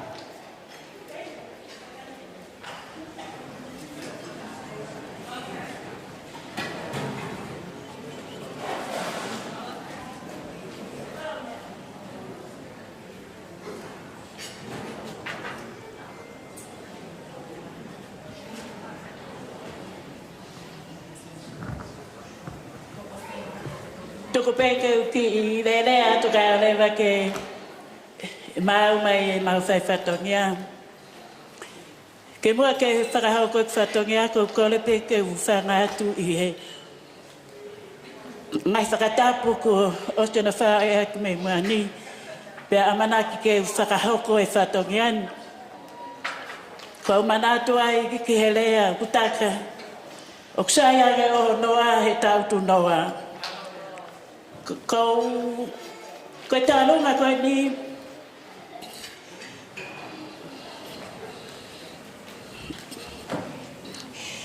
ko tamai ai Emeline ai taine Malia ko lahia I he fae pe ko e kui he ni ko e whanongo pe ko e ofe fine ni o te vamos sofia ko lere tai whakawha mai pēa. Ko e uhi pe, ko e ki whamili nai tupu ai e whae. Ko e lai taha pēa e tamai a I soa mo teu. E pehe ke e whae a taine whau. Pea hoko ai e tamai a sulunga. Si I, upi heni pe mo sulunga si I. Pea hoko ai e tamai a soa te wha. Ai a kuheni hono whakamogo punak. O mo ale, ko se ini pia mo silia. Pia toki hoko hoko hatu ai. Ko taine talunga, ko se la fono. Tau pehepe fono, ko holo pekaia. Taine Emeline, ko e wha mole mole atu. Ko uhi ko I heni, ko sulunga si I eo kui heni. Whanau e a mo ale mo. Tā maka puna mo a rei kui heni, ka pehe whoki a te au. Ka kasi he mai ke whonuan, I kai alawe I loa. Ka siri ma, mai kau ma, na kai ki whaua ki a whamiri. Kau manatu, ki e taimi koe. Ka ne pehe atu peo kui hapai, haro peka I whae. Ko whakataha mai so no whakatunga nei. He nana mata whakataha pe mo no whakatunga nei. Whiu whakawete wete e nau pōtara no whia. Ka winga ai Emeline kui heni. A ma whatoka. Whiwhia no a peko I. Ka whamili e whai. Fualo ai mama o e whai. Tāwene wanga futupu. Ka ki kai maure. Ane ngai mea na eka ki nai ki mautonu. Na si mua pe. A honu family. Ne amu ka mauta mai na ai pe ne laoana. Na poto pe mau whae hea mautonu. He whainga holo ki whakahaa ko honu family. Mono whakatunga ane whakatakaua o whaki ai. Emeline. Ko teke o e sela whanau. Kai makapuna I au sulunga. Mea mai a kuhinga e tau I heni ko koe. Mao atu. Kakato atu aki. Hau ka paidu e whanau nā kuwhai. Kore atu ke. Ka rei ora ke ho I Emeline. Ke ki tu ana ta lunga sofaya. Ko in la vea ya ko e ho ti o na fo pepe. O si tari pe. Ke a te mo toi feta raki ai mo tu ngane. Whamalola ia tu ki tu anga sela fono. O whaaki peia mai whaea e merine. So whaia fono. Ki tei.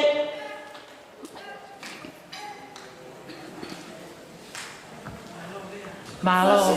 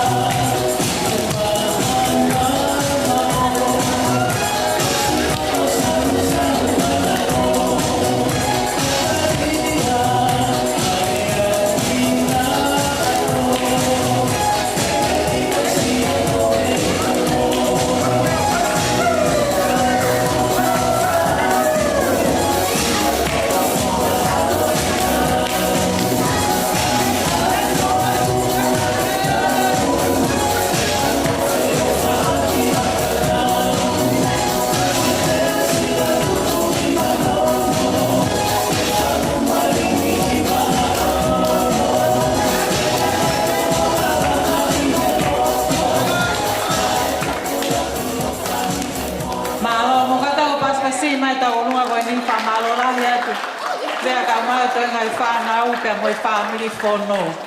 Pero moni mea ku ke mea ki ai to lahi pe family o Emeline i seneni. Te tau hoko lewa ke tau olunga hoko pe te tuk pe ke ta mai e ko ni ke ne fa hoko at malo. Pa tu lo wat. Tu ve mo ke ka wat he pue ma fana pe ka toanga. Na tau whakao koe a koe.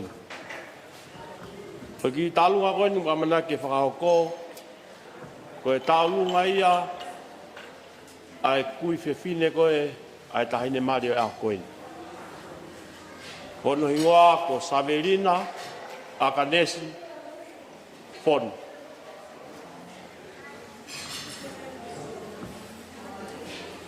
Ko whawheloa ke ake no tamai koe ni. O ngui ngā koto pō katoa. Ko hoku mehi takalahi, ai kui ai whiwhine mari o pō koe. Lahi taha e whānau, ko whai whikau, tō pan katoa, o kune mama o atu. Hoko ai kui ai whewhine Māori o Pōkoeni, ko Saverina, a ka Nespono. Hoko ai e kutamai, ko Whoket katoa, mama o atu e moia. Ka pehe ke he kui ai whewhine Māori. Hoka e motua ko Mosese whakawhatu, ko Mosese whakafutu katoa, kone mama o atu. Hoka e a Winse, Kari, kone mama o atu.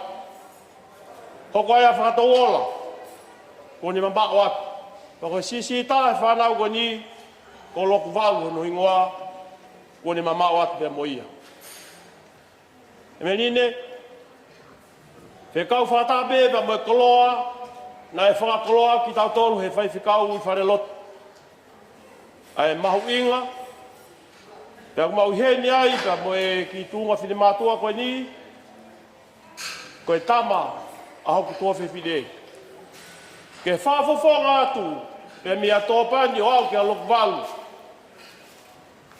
Ai whanau, neunga ko nau mama o atu, pia peheke toenga e whamopunau.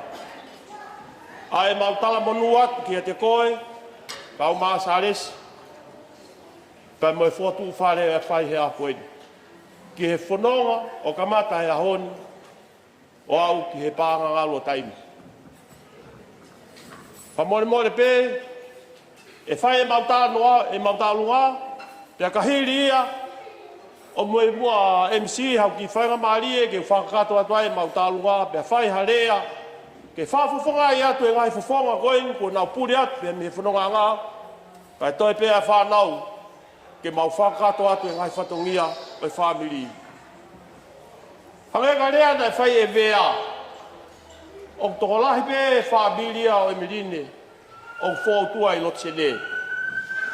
Kako mahu I ngā ia au, nako mamahe mai pia mi hata laua, I hewe, tā hiwa walu. Koe whanau koe ni, a teu wholau, pia mosofa ia.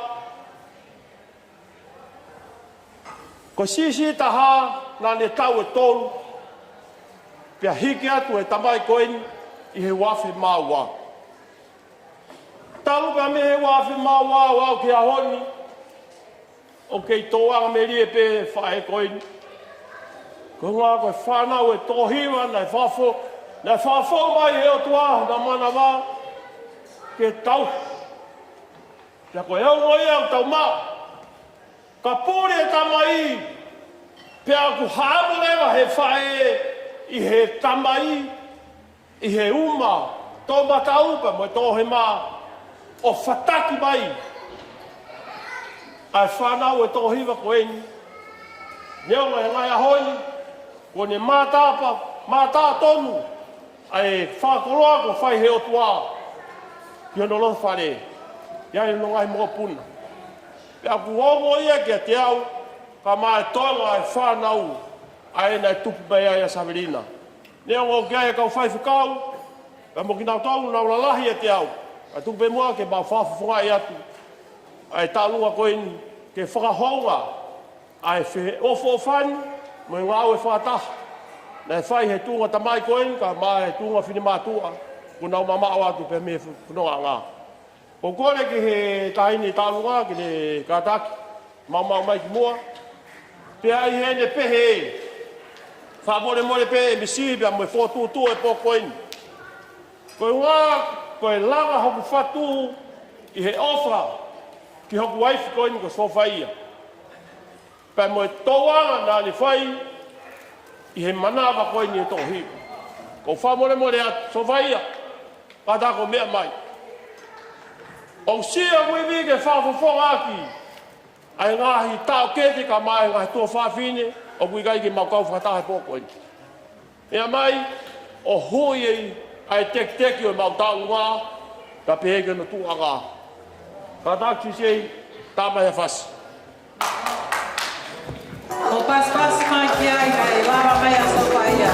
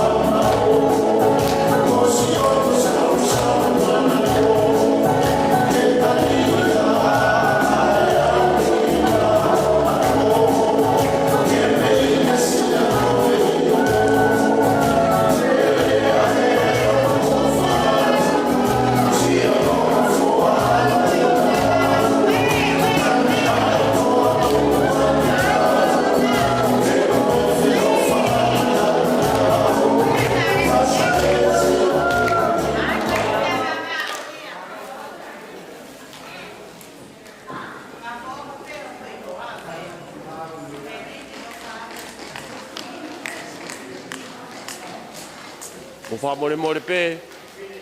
Ka u wha o si atu e mautalu ngā pe mai maure. Mai pe au ki miniti.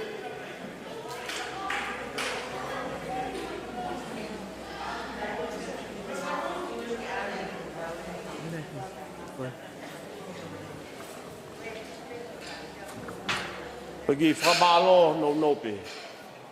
Ko whawhonga hene whamalo ki whai whikau hana whatungia mamafa e a koe. Pea me tari ai whakatangu nā whai. Pea me meline. Ke whawhainga maari e hano taimi. Ka ne whakato angi mua e ki maari. Koe a koe. Pea lama tau wāmo tōu. Pea mi hoku loto, pea moi ofe fine koen, ka māso whaia, pa pehe ki he tamaina ne whaki, o ia koen ka koe tau ket.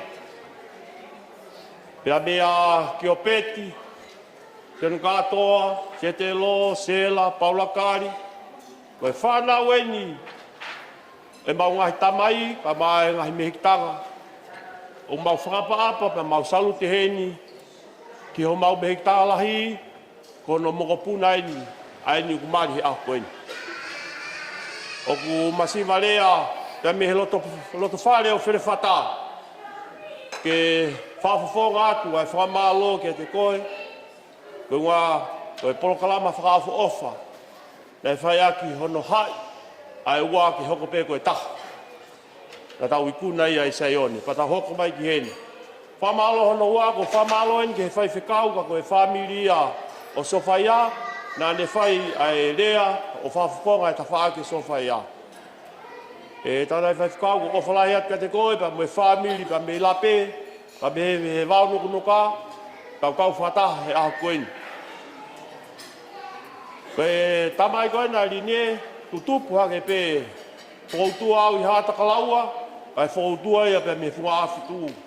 Kaina i kai ke mangalo ai ai whetokoni atu.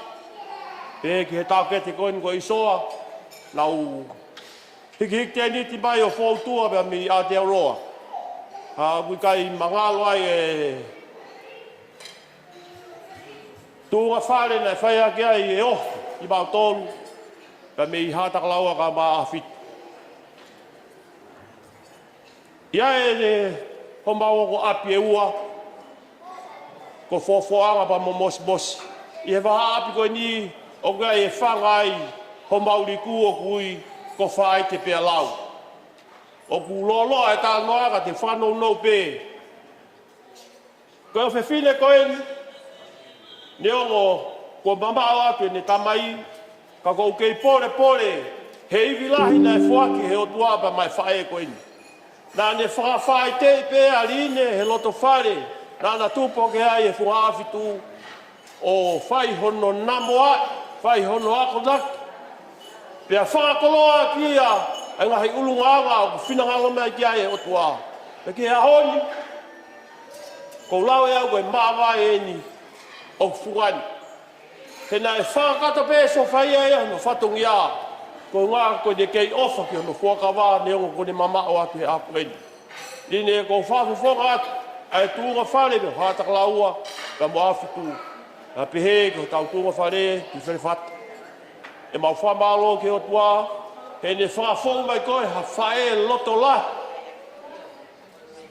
Wawale rei. Nai pore ai, hoku mehi tanga, ka pehe ki aga nes, ka maa whakatoola, ka pehe ki he mau ngahi tamai. I ngahi toanga, nei whae so whaia, koe ahoni, u mau tū whataha ke whakatoa ke mau talamonu ke te koe. Whatawangi ke mohoku mo sāresi, wa whamiri fia hei ki he loto kanu awa ke kahauna. Iwe lewa whakahoa rea kau tatau atu. Mō ki tau ki kātango paspasi mātupou kātoa mo whawhawhonga o he whamiri koe ni. Te tau hoko atu he tau olunga hoko pe te ukore pe ke whawhawhonga koe ni ke ne whakau atu mālo.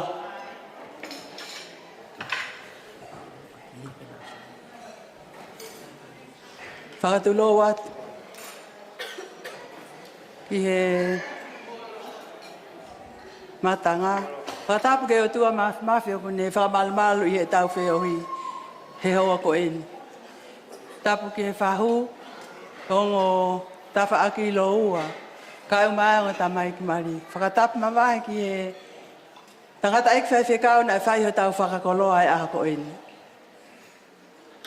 Whakatapu ki he ongo whaamiri pia ko ukore whaamore more he ku tuu he tuunga ko he ni o ko ilo peo kai ke to tonu ke iai ka ko e tongi e whatongia.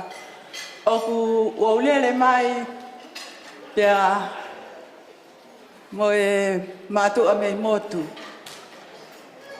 Ko se maulele mai mei punga. Pehe kia kui heni alangi awa nene whai e lea tari o e whamiri ane nai whaai. Ka koe uhi koe maari koe ni o ko mawhakatau mo ua ki ai mo hoku hoa. Ko au he ta whaaki a sare, ko hoku hoa he ta koe whaetangata a Emeline. Ka kui kai ke ne lava mai mei tonga. Ko ki whatongia e kai ala toloi, kai toki he ni e tokonaki. Pea kua ukore whakamore more he kutuu o tongi e whatongia o kai ko au o ku totonu ke uria. Pea salesi kou ofala he atu. Whakamore ia kai uma a si oku ka inga haa moa. Koi atunga e se kuwai haka pea kou mau lere mai mei motu. Mausia mai pea kai te ahata. Ko ki mau toluni pe malo mo langi awa no whakama opo. Si itoe nga pene matu ka inga oku iheni. Mahala pena kai ke si itala e sofaia ke ilo si maa sofaia ke ilo no ka inga. Lahi pe ka hunga iheni. Ka ko hau pepe mo e molangi awa ne au ki ai tala a sofaia. Kai ke he. Whawhetai ki he eiki, kui heni eiki a he katoa ngā ko lava. Whai whekao, malo e whakaloto lahi ahoni. Pea talo pe me ane uhu. Ai whakamalu ai eiki, ko hau ki he ta oto whanongo ke whakakoloa e ahoni. Ko lau monu mo tāpuaki, ko kau, ko lawe ai. Pea tau inas katoa pe ai. Pe he mo e kau muri hau mama me haa moa. Ma lawe ai mo saresi mo ne whangawhae mo whangakui. Kai ke saresi pea mo Emeline. Kai ke aha mea e mao. Maulele mai ko si ka inga masiva. Ka mauloto pe ke mau hu. Hao pe ilalo. Kai ke aha mea e mo ua. Mau e langiawa. Ke whakafofonga aki e taolunga saresi. Kau kore whakamore more atu. Mo lava mai mua hui e tek-teki e taahine tau olunga. Pea ko ki mo tui loa kau koe ke whareki ake homo peito. Koe mea pea ku maulava. Toki kore ki he eiki ke ne whakakakatoa si o mau whatongia kai ke lava. E chichei. Tātaki tāi mai. Koe haa piha whainga whas. Te ke lava tāi mai. Mau fie maari e pe. Ke te inga ke mau lava tālunga ai.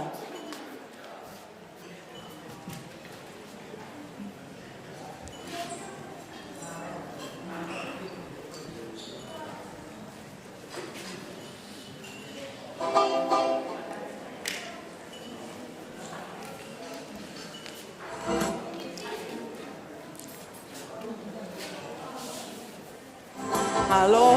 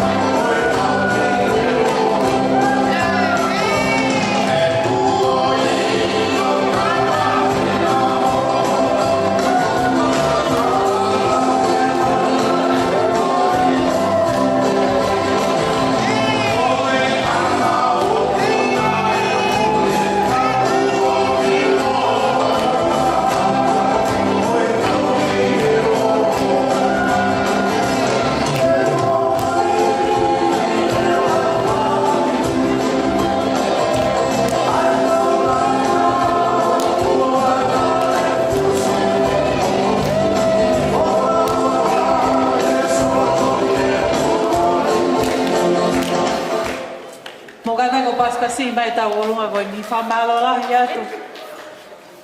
Ke tau olunga ko ni he ofa pēr moe tuku tāpu aki ke ki family for open ni tau hoko ake tau olunga hoko malo. Ki mua whahauka te ki whatongia tuku pe ke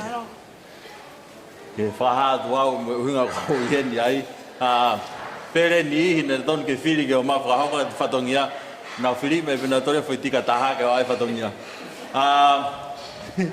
O koku hingoa ko Tallahassee ko lere mai me whungana peke peka wānu konuka mo where atoa.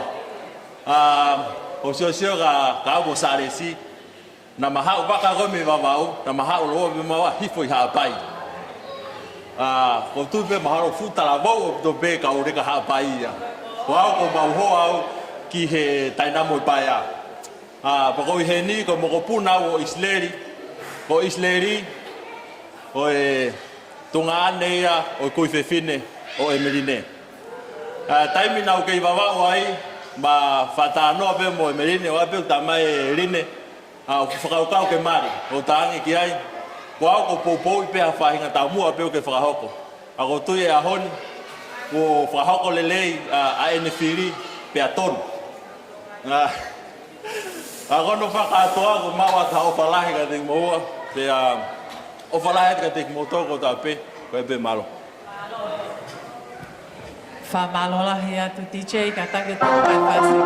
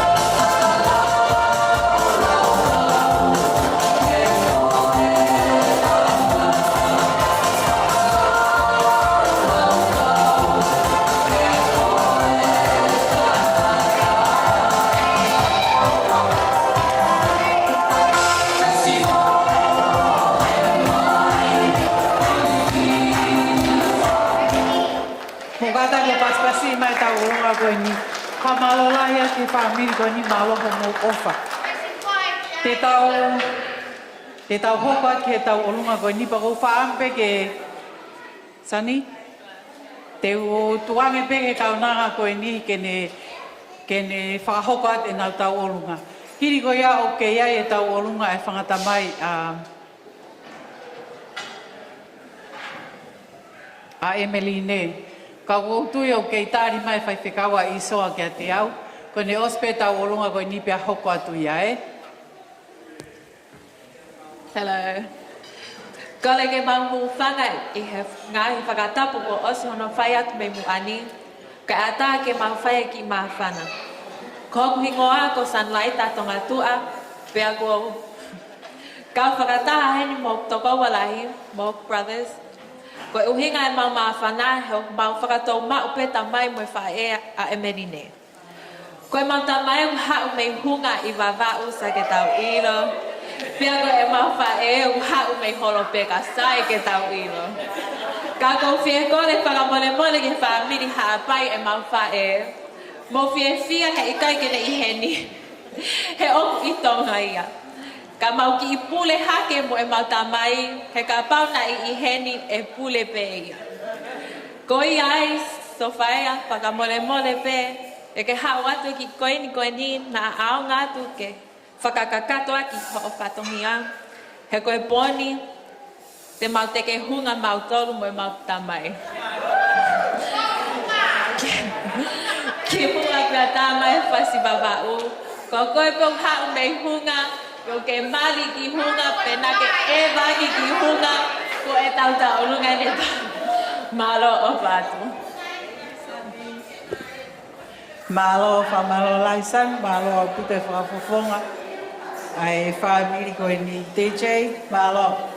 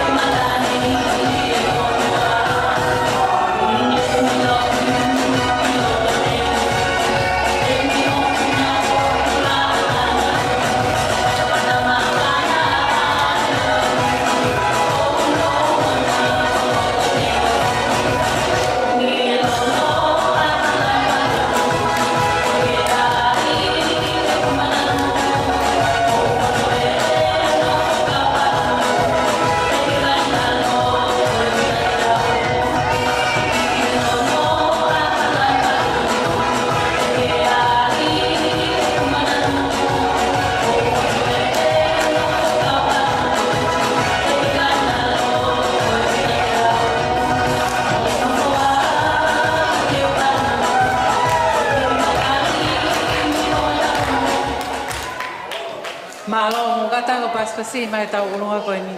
Ko tau kai ni kei whainga maali. Ka pau ki ai hataha o ku kei toe. Ko whamore more ata koe ko o se tau ulunga ia e whangata mai kau toe ui ia o whi mai iso a geria. Kai kehe ko ka pau o toi ai hataha. Pe kui ai hataha o ku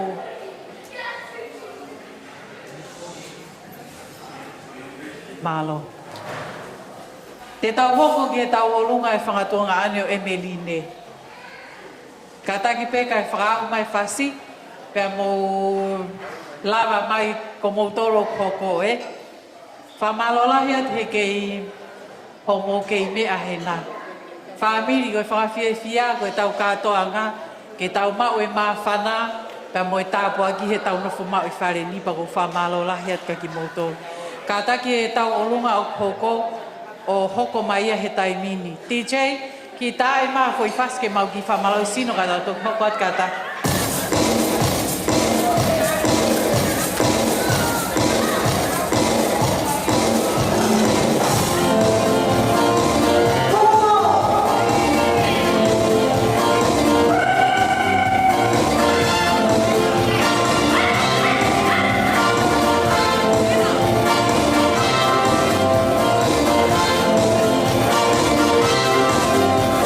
Ole, ole, ole.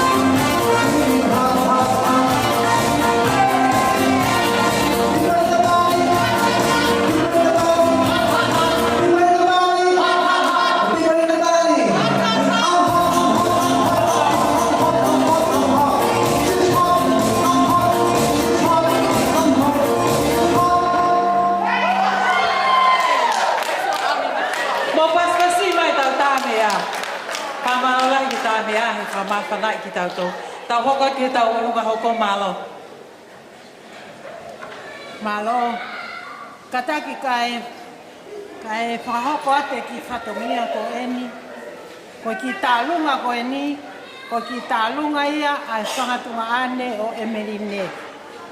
Kataki whamole mole, ko e teki teki o e tahine tau o lunga.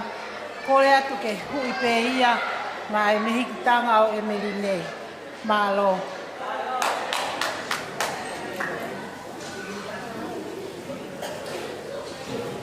Whamalolahi e ngai tonga ane o Emerine ma whana mo whiawhia he whiawhini.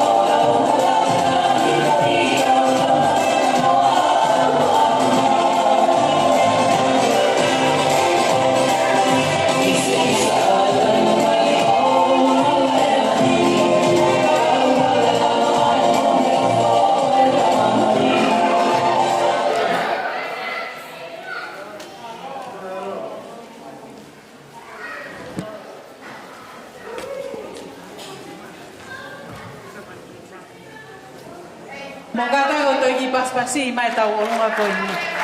Whamalola hi atu. Whakalata pe whakamawhana e tau whiohi. Mahino tau taha, ngai tau sian ku taha ai lolo. Pea moe pako he whiawhini. Ko whamalola hi atu kia te moutolu i he ki katoanga whiawhia o e whiawhini. Ka pau o ku toi iai ha taha o ku iai ha mea tokanki ai. Kei ata pe ai pangai ka pau fi mau halea. Pea ko ene ka pau ko tau whainga maarie. O kei lahi tai mi ko tui o ku o kei ai pe ai taimi ki he whanau ke nau whiawhia ai.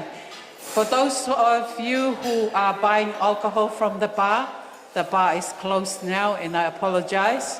You can enjoy your drinks outside because the venue has closed the bar. Tā puni e pā kia te moutoro ko toa pe o mō mao kawa malohi. Ko kore pe ke DJ. DJ?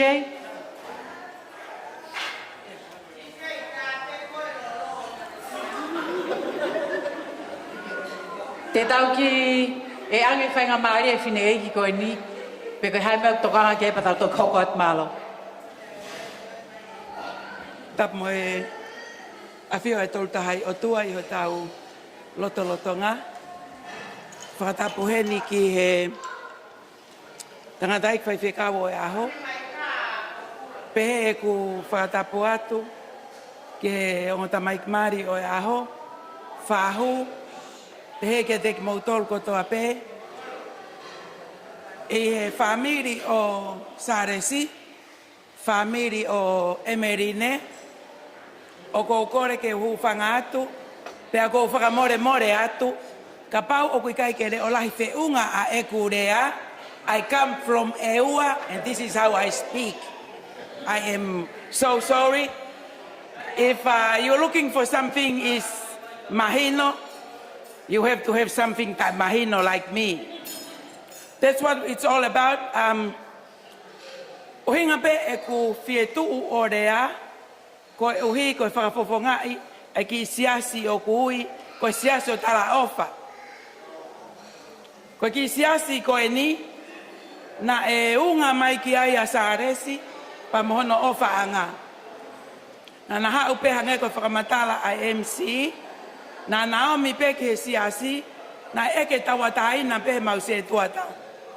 Pea koe na tari koe ki ai, iyo, te na kau naua i he siasi.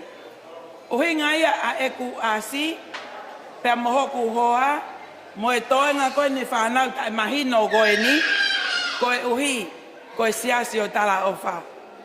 Ko ki mau tolu, koe mau, whamore more pea peta, pea pehe ki a sofa ia. Koe mau ta o lunga, o awhio i pe e sihova, ko whewhi tu uku ne tangutu me iai, o ku mau whakamore more atu e rine, pea mo Saresi. O ku pehepe ai siasi o tala ofa. E rine mo Saresi, koe mau ki mea ofa, a ki mau tolu. Hange koe a ku mo mea i he lau tohi whakasapate, o kai tue ha mea aia e mahu inga i tala ofa, hange ko tau ki i malanga he wike kua osi, na talatu ka moua, tala koe e wholofola, you are my everything.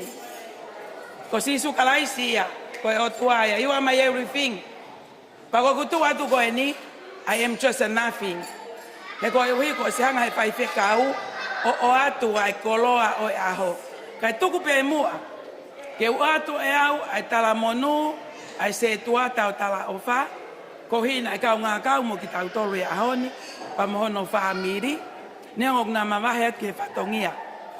Hangepe o kumo mea i, koe ki siasi masiva ta tau tolu i e lalo langi, ka koe mea koe fie fia, mo e melino i e eiki, koe mata i koloa mahuinga ia, ai siasi o tala ofa. Uhinga e kutu atu, ko utui pe whakaukau e whanau, ko kutu atu, koe uhi, koe tau tawhaaki, koe aki tau tolu i tua, i kai. Ka tuku pe mo ke watu, ai taha ki vesi mahuinga, i he same o e ahoni. Same o e ahoni, same valungo fulu mahiva, ka koe tahanima o e vesi, ai ak pehe, ai tala ai polo pola. Manu ia, ka koe whaahinga, o ku ilo a e ongo, whakawhie fia. O ku nau ha ere, e sihova, i he mama, oho fofonga. Koe tala monu ia, mo i tua ofa atu, me ka inga o tala ofa, mo i ofa lahi atu. So whaia, pehe ki a peta. O e tuku ano lotu i mai ki mautolu, mo e whanau. He koe angain o e mau mo ui, koe angain e mau whanonga, o mau whaka apapa atu, mo e tua o whaatu, malo abito. Oreva, oreva. DJ, ta i mai play fea plu, he koe ui, e ikai ke kakato whakamore more, koe mau patongia, ka pau e ikai ke tae whasilahi, me korisko tu pou, e kai ke kakato mau patongia, koe ia pe malo.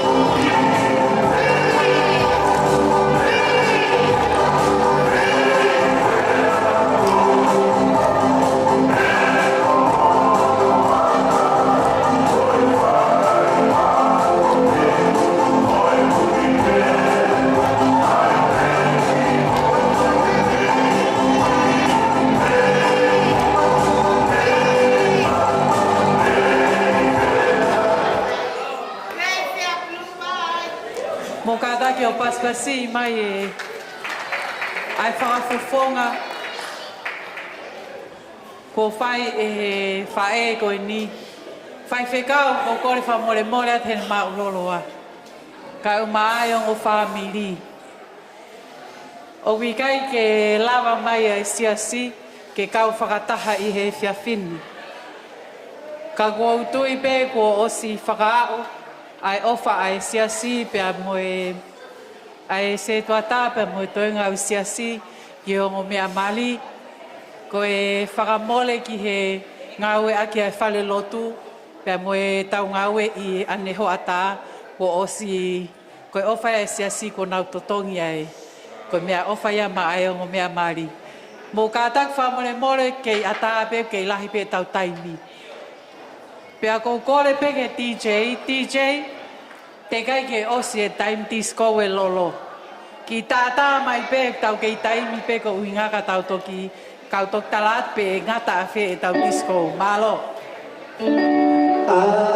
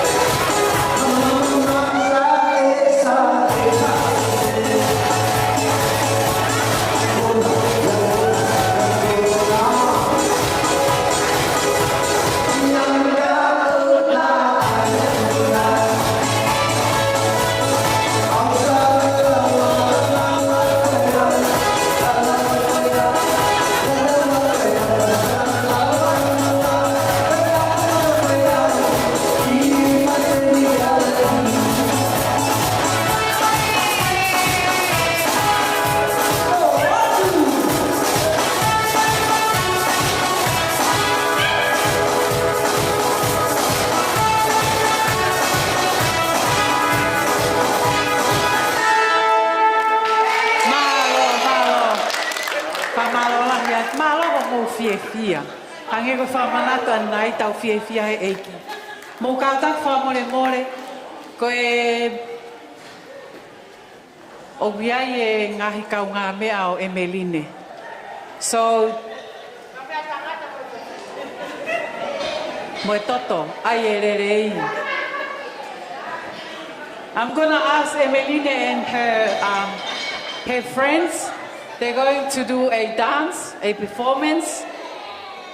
And can I also ask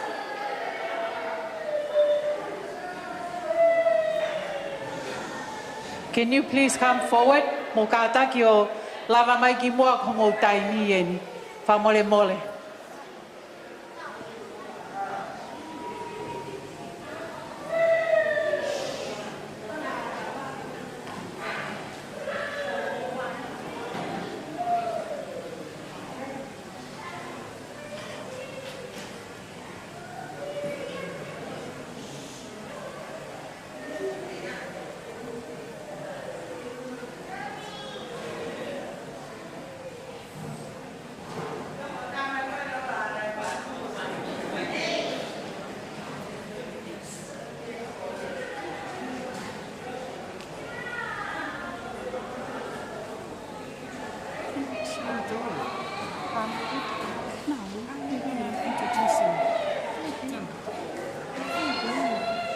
Te wangi ke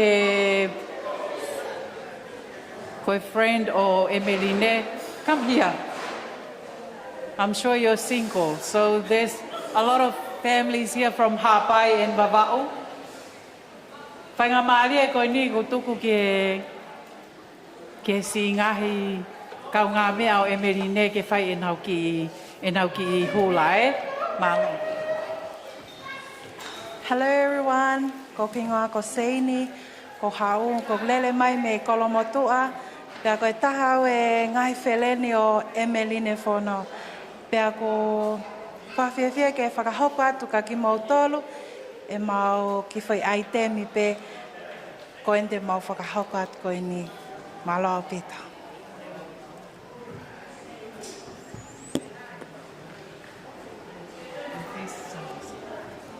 Mo kātaka toki paspasi mai whanki kau kine mui koe ni. All single and ready to mingle. Malo e.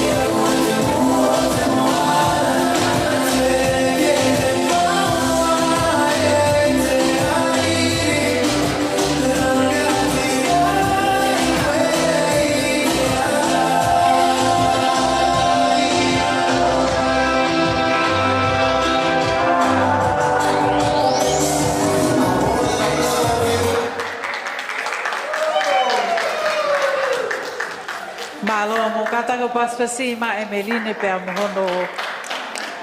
mohono friends.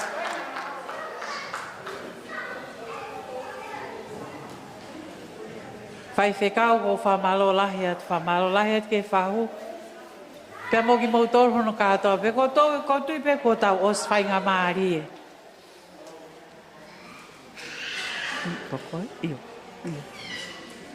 Ko tui pe ko tau mei whai ngā maari e. Ko te tau, ko loto pe tahine maari ke tau o lunga ngalo iau e pau ke aini foi last dance. Os katoa e ngahi mea ko toi ene foi tau o lunga wha osi. Pea te ukore pe kia Emeline, ka taki mai ko ne hiri pe ko ia, pea te whakafoki rewa ki o lunga, ke whakama opo e tau ngā ue he whiawhini. DJ, ka taki tae me pe ki fo i whase e taha, ka e lawa mai e whewhine maari, o ai he fo i tau o lunga whakaosi. Ka taki pe DJ o tae mai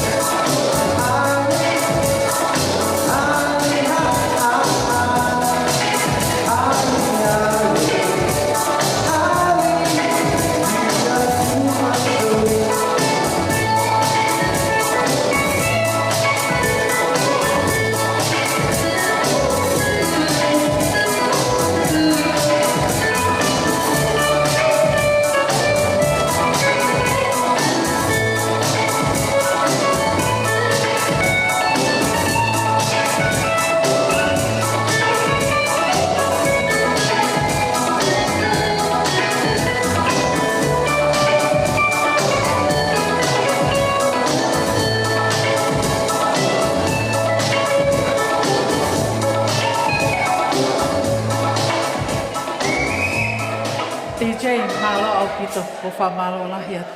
Pai whekau kau mai whahuko pore whamore more atu he ne maulolo a. Koe nā tulai hāpai, vāwe he mea ko toa pē. Kau lolo, ko e whiawhin, ko ki hāpai ko mō mau, ko e tō ohi atu ka ko hato o. Pea koe tā puaki ai whamili koe ni, Vāwe piki e lotu ka sisu, tō ohi ke mea kotoa. Ko kore wha more more atu, ko lava i ngahi tau olunga. Pea ko lava ma ngahi whakalangi. Kau si whakaamo pe, ai whiwhine maari, tupe moa ke tāi ki whasiko ni tau olunga whakaosien. Pea te umā klewa e au ke oa nā toi tau olunga i senen. Ko kore atu Emeline, ka taki mai. Wha more more at ke whahu, ko os lava ngai whatongia ia. Pea ko tau mia pe ia te au, ka koe whatongia wha osien, ko tau olunga wha osien, ai whiwhine maari, ko ne ospe ko ia, pea ko tui ko tau maau, pea tau whoki rewa ke whai whekau. Ka taki TJ, Emeline, ka taki olunga i mai ia malo.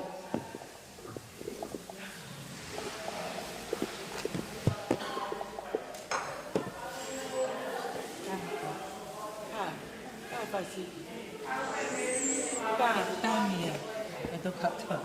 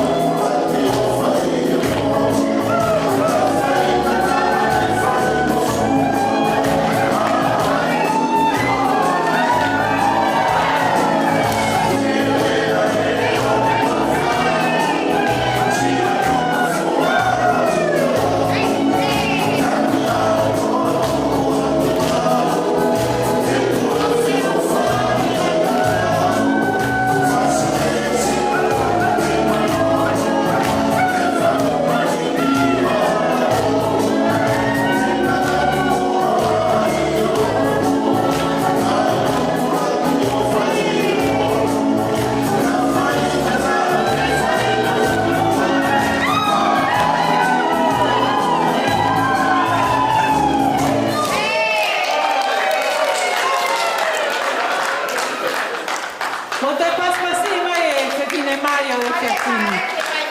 Whawhita. Whamalolahi kia Emeline.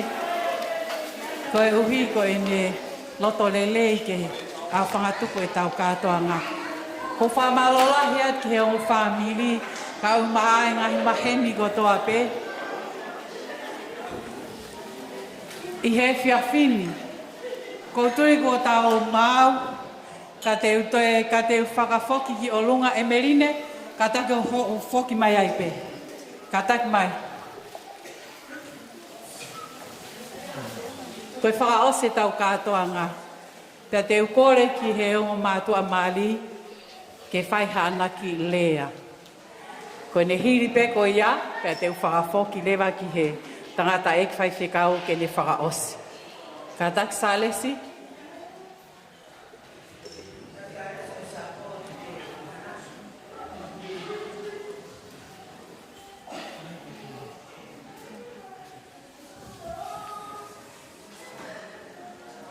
Kole peke u puwhanga he ngahi kalau whaki o a whaki he kātua ngari. A tāpe mua mo ki maua ke ma whawhonga ato ha whamaro i e whiawhiko ni. Tau mua tuku pea e whawhetai, whamaro ke o toa mawhi.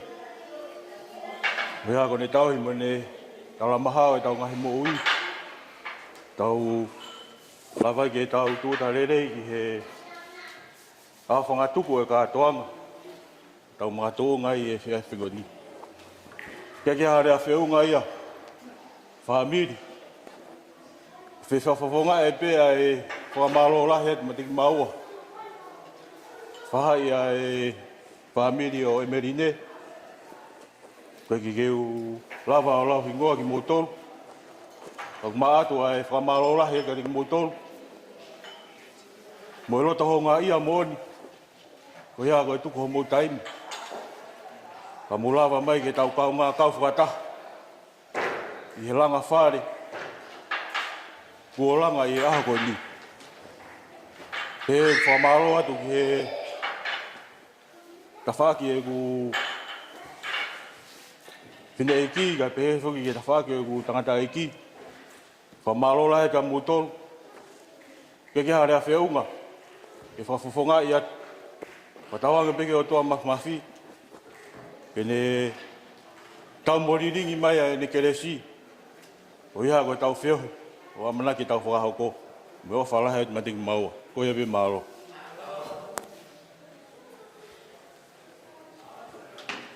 Kole ke hupanga i he whatapu ko moaki i a tek tau tolu. Ka e tā ma oku ke o hoko atu ai pe. Ai ma whanau e ahoko ini. Pea mo e lea whakamalo. Ki mua ki whakahoko e kulea, ko rakituku pēa whawhitai, ki tamai he wani, ko hi koe ne ofa, pēa mo e tauhi, o whai mai ki he tau mo ui, o ausia mai ai ai aho whakoloa koe. Koe, ke kia haka winga lea ia, koe whakamalo pe, wale ngutuni ke whai halea, kaku whawhana noa pe o loto, I e sio kia te ki mo tolu I e hoa koe ni. Ulaki e whakamalo, ko ulaki whakamalo ke o tua. Ko ia nane tofa e hala whanonga o tau ikuna e aho koe ni. E ua e whakamalo ki he whaiwhekau. Lama tau wau motou, malo a pito e talilele e ngai whakatangi atu kia te koe whekawaki mo ki mali masiwa koe ni. Malo e maua kona ki lele, pia mo ngai talatalai whare. O koko ia koe ako kia te ki maua. E tolo e ku whakamalo, o whakamalo ki he familia Salesi. Tātau te whito ki ne whae, Elisabeth nei toko. Malo o pito I mau Salesi anga lele. O ko longo I fia au pito I au koe ni. I he ngahi ako naki, nā ke tuku masalesi. O ko wa ko kumo ui me ai. Malo apito e ngahi ai to anga na ke fai ka salesi. Pe foki ki to ngai familia salesi. Kai te whakamatala hingoa te lia nā tō hataha ka i te ngia kita. Wha ai ku whakamalo ki family ek whae, kau mai family ek tamai. Ne o ku ne mama watu e tamai koe ni ku kalasi waia. Pea upai amai ki e whunuani. Nau pēni pea au ke toko lahi family. Kai ke ui loa au toko lahi pe whangata mai ni. Mole ai pe, mole tamai, pe fo ke ulu te fua e whae. Kai ke wongo i ko tue noa he aho koe ni. Whakamaloa tu kia te kimoutolo honu kotoa. Pe fo ki ke family. Tamai mo e whaea e ku tamai. Kai pehe foki ke ki sia tala ofa maloa pito e tu umoi popo ia te maua. Kai whakakatoa e whakamalo maloa pito manatu kau maa hoki family. I he tu tāwhaaki me te au mosalesi. He ngai last minute ki kotoa peo e maa ngahi whie mau.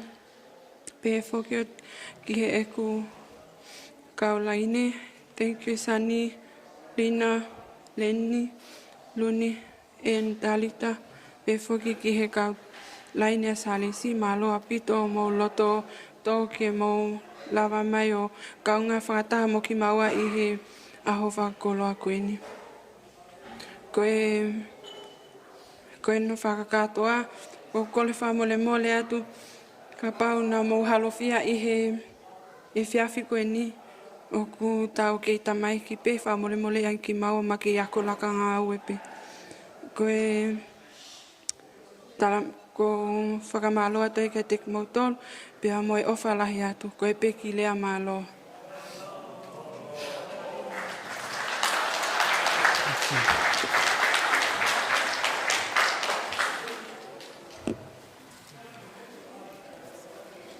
Ko whamalo lahi ki he o mātua mari fo o e sia fini. Pea whamaa whanau pita. Whai whekau. Ko nā tula ngai kātoanga tau maheni he whanongo ke kātoanga mari masiva. Ko tui te whamoon whataha mo ki motoro he sia fini. Kauen he kātoanga tu mari. Taure tau ka mata me whare loto. Pea moho tāno maki ai ongo mātua fo o koe.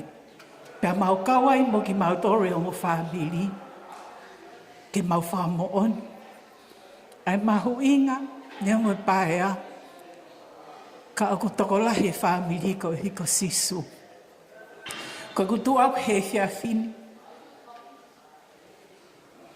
Ko maha whana. Pako o whalahiat ke ongo whamiri.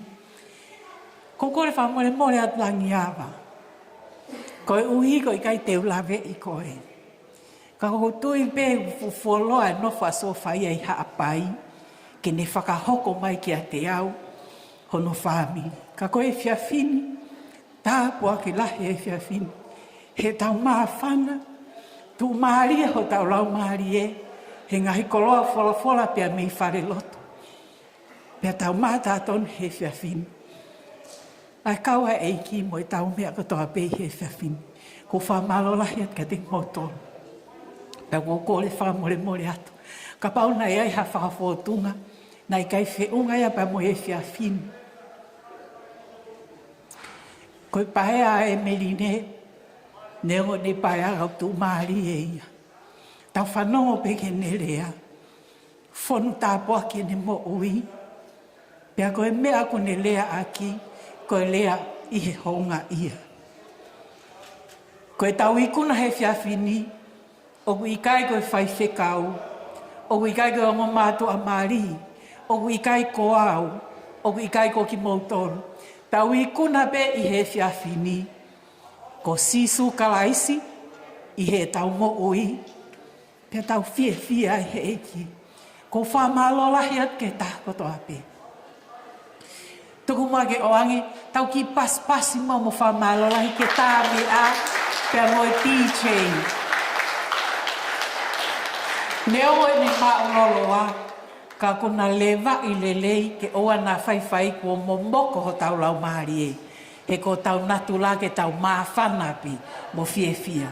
Tau toi ki paspasi ki he live stream a maamani.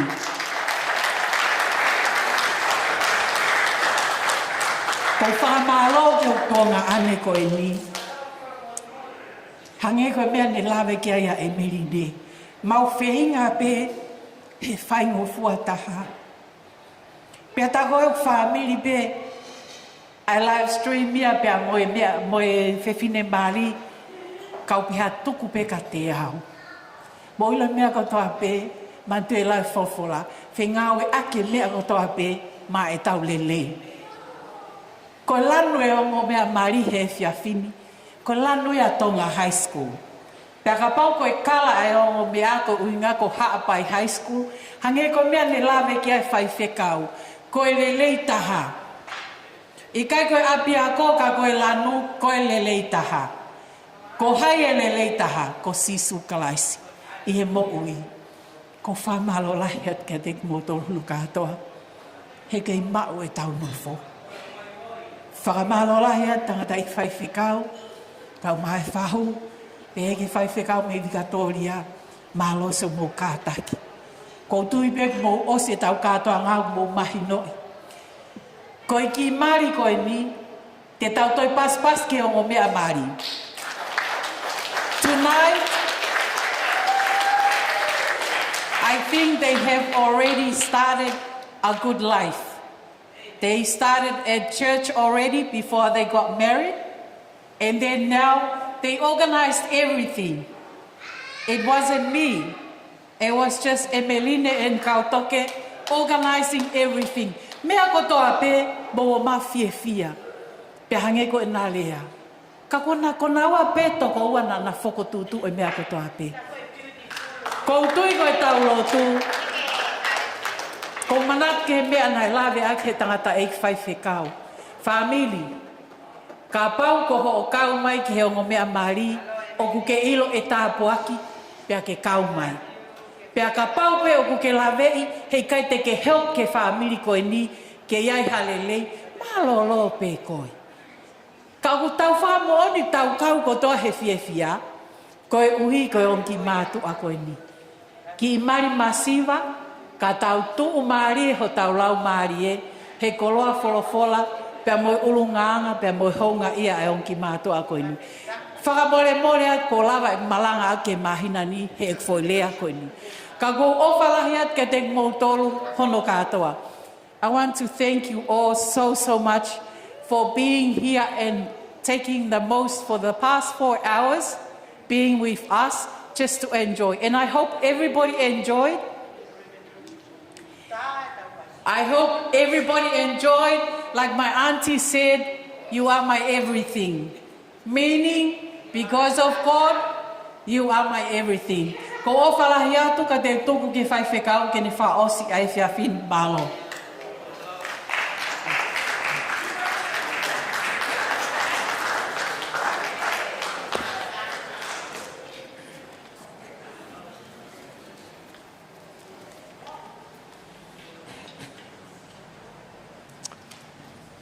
Ko taurea e ne whai e ia e tau whamalo.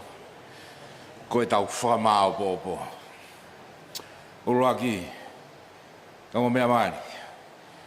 It is done, it is finished, it is complete, it's over. Ko tau whamao popo ia. Sias, ko e tau whamao popo. O behenia. Ko e ha ho take away I haoni. Ko e ha ho take away I haoni. Ke ilo apa te ke alu ngai ka tuang. Ka kai ke ha me te ke fok moia. halaga doa ngai. Ko ho take away ko mea maui ngai. Ko ha o e ahoni mau pa mo family. Ko tau whamā popo ki he tau mari. Ko tui ko au. Mako lai tahe mari se nego vai. Talo whai mea ke mari e kamata ko apure la a ko au nau whakaawa au ke mari whakao se tāpuni. Whai mea wai tai meni ia ko whai ai malanga i liwa pulu whai pe toko taha lere ai pe toko hongo fulu hau katoa pe me wolong kongo ngai whamiri ko ia. Tako yanga koe mari ia ku keke. Tai meni fai pe he pe ki a te. Pea wala te tai meni ko ngo mātua pe mo taine mari pa mo e. Ha fai ngā peitu pe una whakawhai ngā mari e ke fai. Fai. Kainga. Ka koe tau whamā popo. E tau ki mari mo ne vevine ko. Koe whai ngā lau mari e koe koe nai mau e ahoni. Koe ku whamā popo. Koe le rei atu. Koe tāpu aku lai. He guai ku hinga whakafoi tui aku ki ai. Pe koe mari e whiha te umalanga ai. Koe ku whamā popo, koe topu taha e ne me chechi he malanga. I he umalanga ko toa pena aku ai. Mahalo pe koe ahoni o mea. He koe mo aho pena e teu. Koe eiki pe ia. Pau ta wau pe taku tolu he tuunga. Koe whahinga fia e aho. Kua waine bea e vai. Whamalo atu kainga. Mau tolu ko toa pe, whaongo sia mai. Koe ui koe aho koe niho no mau inga. Iai pe taurea. He kai ke ulawa kātoanga toko ta. Koe kātoanga iau toko ua, toko tolu, toko wha, toko nima. Ka toki lava ke whai e mea ui koe kātoanga. Ka koe ahone. Moni e rea nei ulaki whai. Ko mo whakatalunga ki tau tolu. Ha kresi maulunga. Ko tau wau. O tau ko tau langi. I henge ia o eiki. Ko ne whakapulupulu ki tau tolu ha whainga fia he koe ne mari. Pea tau tome e ko toa pe. Pea tau fia. Whamalo atu. Kau whataha. Amu e masie aho koe ni. Kai ke harea ke tatao. Ai aho. Ano langi wa mono fia. Ka tau awe ko toa pe. Ai gloria. Vai mai tamsi eiki. Ke tau lotu. Tua mafi koe mauta mai whahewani a Fiona. Kai ke lava ke whamatalai. Aho langi wa mono gloria. Ka ku ha ho masani wa mono whakahofa. Taimilahi o wikai te mawala ki he otua. Pea wikai ke mau sio ki he otua. Ka lava ke hae whakaofu ofa o e otua ia te mau tolu. Pea ko ia rea koe nai whai e sere mai ai. Sileri ko koe tuai o whakaofu ofa. O ku sio e kakai ke whakaofa o e otua. Pea ke mau ilo. Ko ki mau tolu hae e whakaofu ofa o e eiki. Whawheta, he kātoanga ko mau whai uhae e whakaofu ofa e eiki. Ai waine fisi mua pa mo ne whiofu ofani. Pea tuku ke hae ai hona api. Si api o sare siga mai api. Si emeri ne.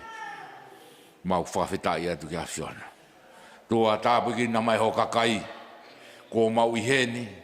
Ke kaunga fia he kātoanga o taha. Whamonu uia. Ai potu ko toa be. Ha e ngahi ngāwe ku nau whai. Feitu ku nau ngāwe ai. Tuku ke whamonu ia e a Fiona. He kokoe ai le rei taha. O kai toi mau e le rei ia ha potu ke. He koe tala o mo ui o kia te koe pe. Pea koe rea ia nai whai he apostolo o ko pita. He te mau toi o ko aki whe. Ka pau kokoe o kia e tala o mo ui. He toi mau e mo ui hapot ke. I kai koko e pe. Tua maunga kotoa tu pe. Kainga. Si kainga. Sare si kau maa kainga. Emerine. Maunga tu pe he a Fiona. He ho langi. Tu ke whamalu mai e mawhana wa mo keresi o eiki. O maulave ai mo mau monu ui ai. ka mau ka matu he pōko ini. Whakao ki mau tolu he mau ngahi api. Pea hoko atu ai pe e mau harelu ia mo e mau hosana. I he mau fia i ho mau eiki. E tāpua ki mai e sioa hau kakai pe whamonu ia. Pea whakao ki nau tolu he ngahi mea kotoa pe o ku nau whanonga ki ai mo whakaanaua. He kokoi ia o eiki o whakamanaki.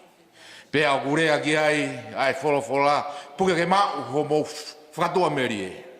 He koe eiki koe na erea ki hene palo mesi, koe eiki au ne whai ki hene palo mesi. O kui kai liu e palo mesi a eiki hataimi. Te mau whiriu riu aki ki mau tolu, he koe tangata ki mau tolu. Ka koe palo mesi me he kamata ngā e alupe o au ki he ngata anga. Mau whawhitai atu he o tua o kune tauki e ne palo mesi ki ono kakai. Tua tau whanonga mo koe. Pea ke whai aho mau whakakato mo mau whakau. Koe mau lotu o whai e huafa ho mau eiki ko si sukalai si ko mau whamo ui. Amen. Koe keresi o tau eiki mo e ofa e o tua. Pa mo e whiohi lau maari maano ni. Tuke nofo i eia o kakai ka maa e ongo mea mari. O whai be o ta ngata. Amen.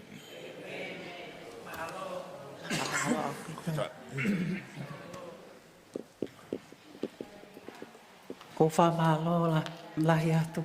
Ko ne lava ia kakato ia e tau ngāwe hei whiawhini. Pea koe koutu koe taimi ai whale. Ko taimi peke tau ngā onu ki tua ke uinga ke taimi kai tātāpuni ai whare pa ko whamalo lahi atu. Moi toto, thank you so much for that spirit. Don't drop the oil. Koe ahon tau whiawhia. Ka kon whakatoa whamalo lahi atu. Malo au pito.